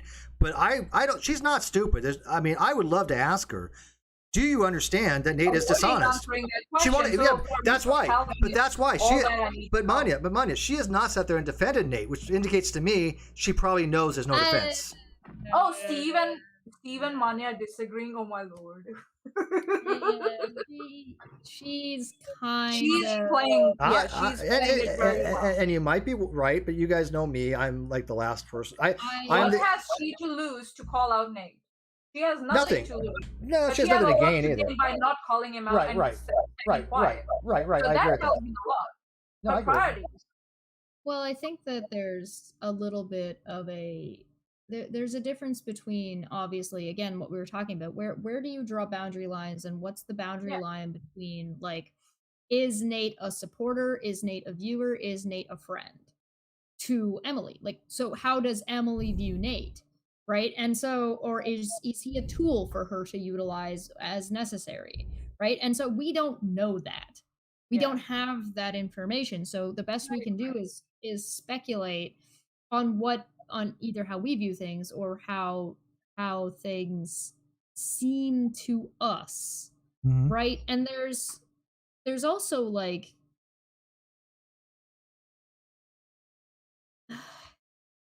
she's in a unique position, and I also think that Steve and Manya are talking about two different things. I think she understands law also, at least better than Nate, and I feel like Steve's probably grading on a curve. Steve Yeah. sounds like he's grading on a curve. I Yeah. don't like grading on a curve, so I'm not going to compare No, Nate to Emily. I get that. I get that. And So what? but there's a line there that's between whether or not Steve thinks that Emily's coverage of legal matters is good coverage or not. And what Manya is talking about isn't about whether or not her coverage is good. Manya is talking about that she is, in Manya's opinion, she is not utilizing her platform in an appropriate way because she's enabling Nate to do what he's doing. And that I do agree with. I think I think Monya's right on that. So okay, we got a caller. Actually, a caller. So, wow. Oh wow. Yeah. Who that? Who that? All right, one sec. Caller. Hello? Hello. Who's this? Oh, this is Tom. Hi, Tom. I'm not really a big I haven't been watching that long, but I just had a question. I have an answer. Maybe. Okay, I was just curious. Do you think it's ethical to create a big dark cloud over a person that has a huge addiction that could be potentially suicidal? Oh, this is a good question, actually. Manya, can you mute for a second? I think I'm getting a little echo through. Okay. Yeah. So okay. You want to take this one, Manya, or is this question to me? I could. Depends on the situation. What's the situation, and what's the big dark cloud about? I would actually probably go a different route and say, is somebody else creating the cloud, or are they creating the cloud themselves? Yeah, that's the question. Yeah, and look, Is it of their own actions, or is it someone else? Yeah, I mean, every case is a specific case. I would let the caller answer. Well, he asked us, but he asked us the question, so let's, I guess, answer first, and then he can kind of modify it. Is that what you want, Tom, or do you want me to answer? I mean, I would like an answer first, and we can modify it if you wish. Yeah. Okay. So every situation is different. If I thought somebody was actually in a suicide position, and they were in a hospital, and suicide was an either attempted or a very real possibility, I just want to talk about that person. Period. Even if it's Kyle, I want to talk about that person. I would never go so far to actually drive somebody to the point where they wanted to kill themselves. I would differ. I would differ on that because I've worked with in mental well-being. So if someone's suicidal, it's their choice. It's the choice they make. Tom, you got some background noise. Can you mute that? I do. Yeah, it's like a TV. Yeah. I'm actually holding my hand over my microphone. I didn't think you would actually give background noise. Yeah, it was like TV or something. It's for me. It's like, number one, is it the consequences of their own actions that's creating that black cloud that you're talking about? And do I know that information whether they are suicidal or not. Have they told me directly that or not? That depends. Or is someone else coming to me and telling me that? That matters to me a lot, because I don't know if someone's suicidal unless someone comes and tells me, and they tell me what the reason. Right. I mean, we're nobody's psychic here, right? I Yeah. think Yeah. that there's a difference between talking about somebody. Let's assume you know. Let's assume you know someone is not in a good mental state. Because it sounds like the question is a little bit about what are you ethically responsible for in regards to a person in a negative, like in that kind of a mental state. And the Mhm. answer is that you can't be responsible for someone else's actions nor their mental state, especially dependent on your degrees of separation of away from that person. Mhm. So as you get closer and closer to that person, there's more and more that you can do for your actions. Now, if creating a black cloud means something along the lines of you are relentlessly harassing this person, yeah, you're already doing something. The suicidal part is irrelevant. You shouldn't be harassing somebody Yeah. like that. Period. That like that. There's so the suicidal part doesn't even matter. You should not be doing that to somebody. Period. No matter what their mental state Right, is, right. whether you know it or not, you shouldn't be doing things like that. Well, yeah, especially because Um, those people, because a lot of those people, though, what they're doing though, it's creating unethical Well, if you're situations, right? creating it- They're creating it. They're fabricating it, right? It's not. They're not being Right. called out for something. Like, for example, Kyle did something. Kyle did a lot of things wrong. Clearly did a lot of things wrong, and he needs to be called out for those things in perpetuity, and that's not going to change. But nobody has created anything that I've seen that he didn't do. Nobody's lied about him about what he has done. He's, I also haven't seen he's ran the narrative that he ran the narrative that people actually went to his house and shot it up. Well, he actually said that wasn't true, but Unirock ran the narrative, right? I mean, so No. Yeah, no. Kyle- Kyle said that happened. Nobody was able to verify it, and then Uni took the next step to say that you did it. And Kyle was something, like, whatever the bullshit was. I mean, but it was. We all know that was bullshit. Any rational human being knows that was bullshit, and he should be called out for that. So that doesn't matter what his state of mind is, because that's wait one second. That's somebody like Unirock that's affecting people, right? People that make shit up are the ones that bring the dark cloud. Would you agree with that, Tom? Well, no, Why? no, I don't think I would. Why? So people I mean, people that they- make shit they up are not create- harming. Wait, Steve, Hold on, let him answer. They- Let him answer. Yeah, I think they create reasons for other people to create dark clouds over them. What does that mean? How is that not? Oh no, I understand what that means. It means that let's say Unirock, for example, is not creating the cloud; he's just instigating it. Yes. But he's lying to do so, how is right? But how is that not just as problematic? Right. If not worse. Oh, I'm not saying it's not problematic, but I think Oh, okay. if you have two main choices, Mhm. one is forgive and help, and the other one is continue to make a life worse.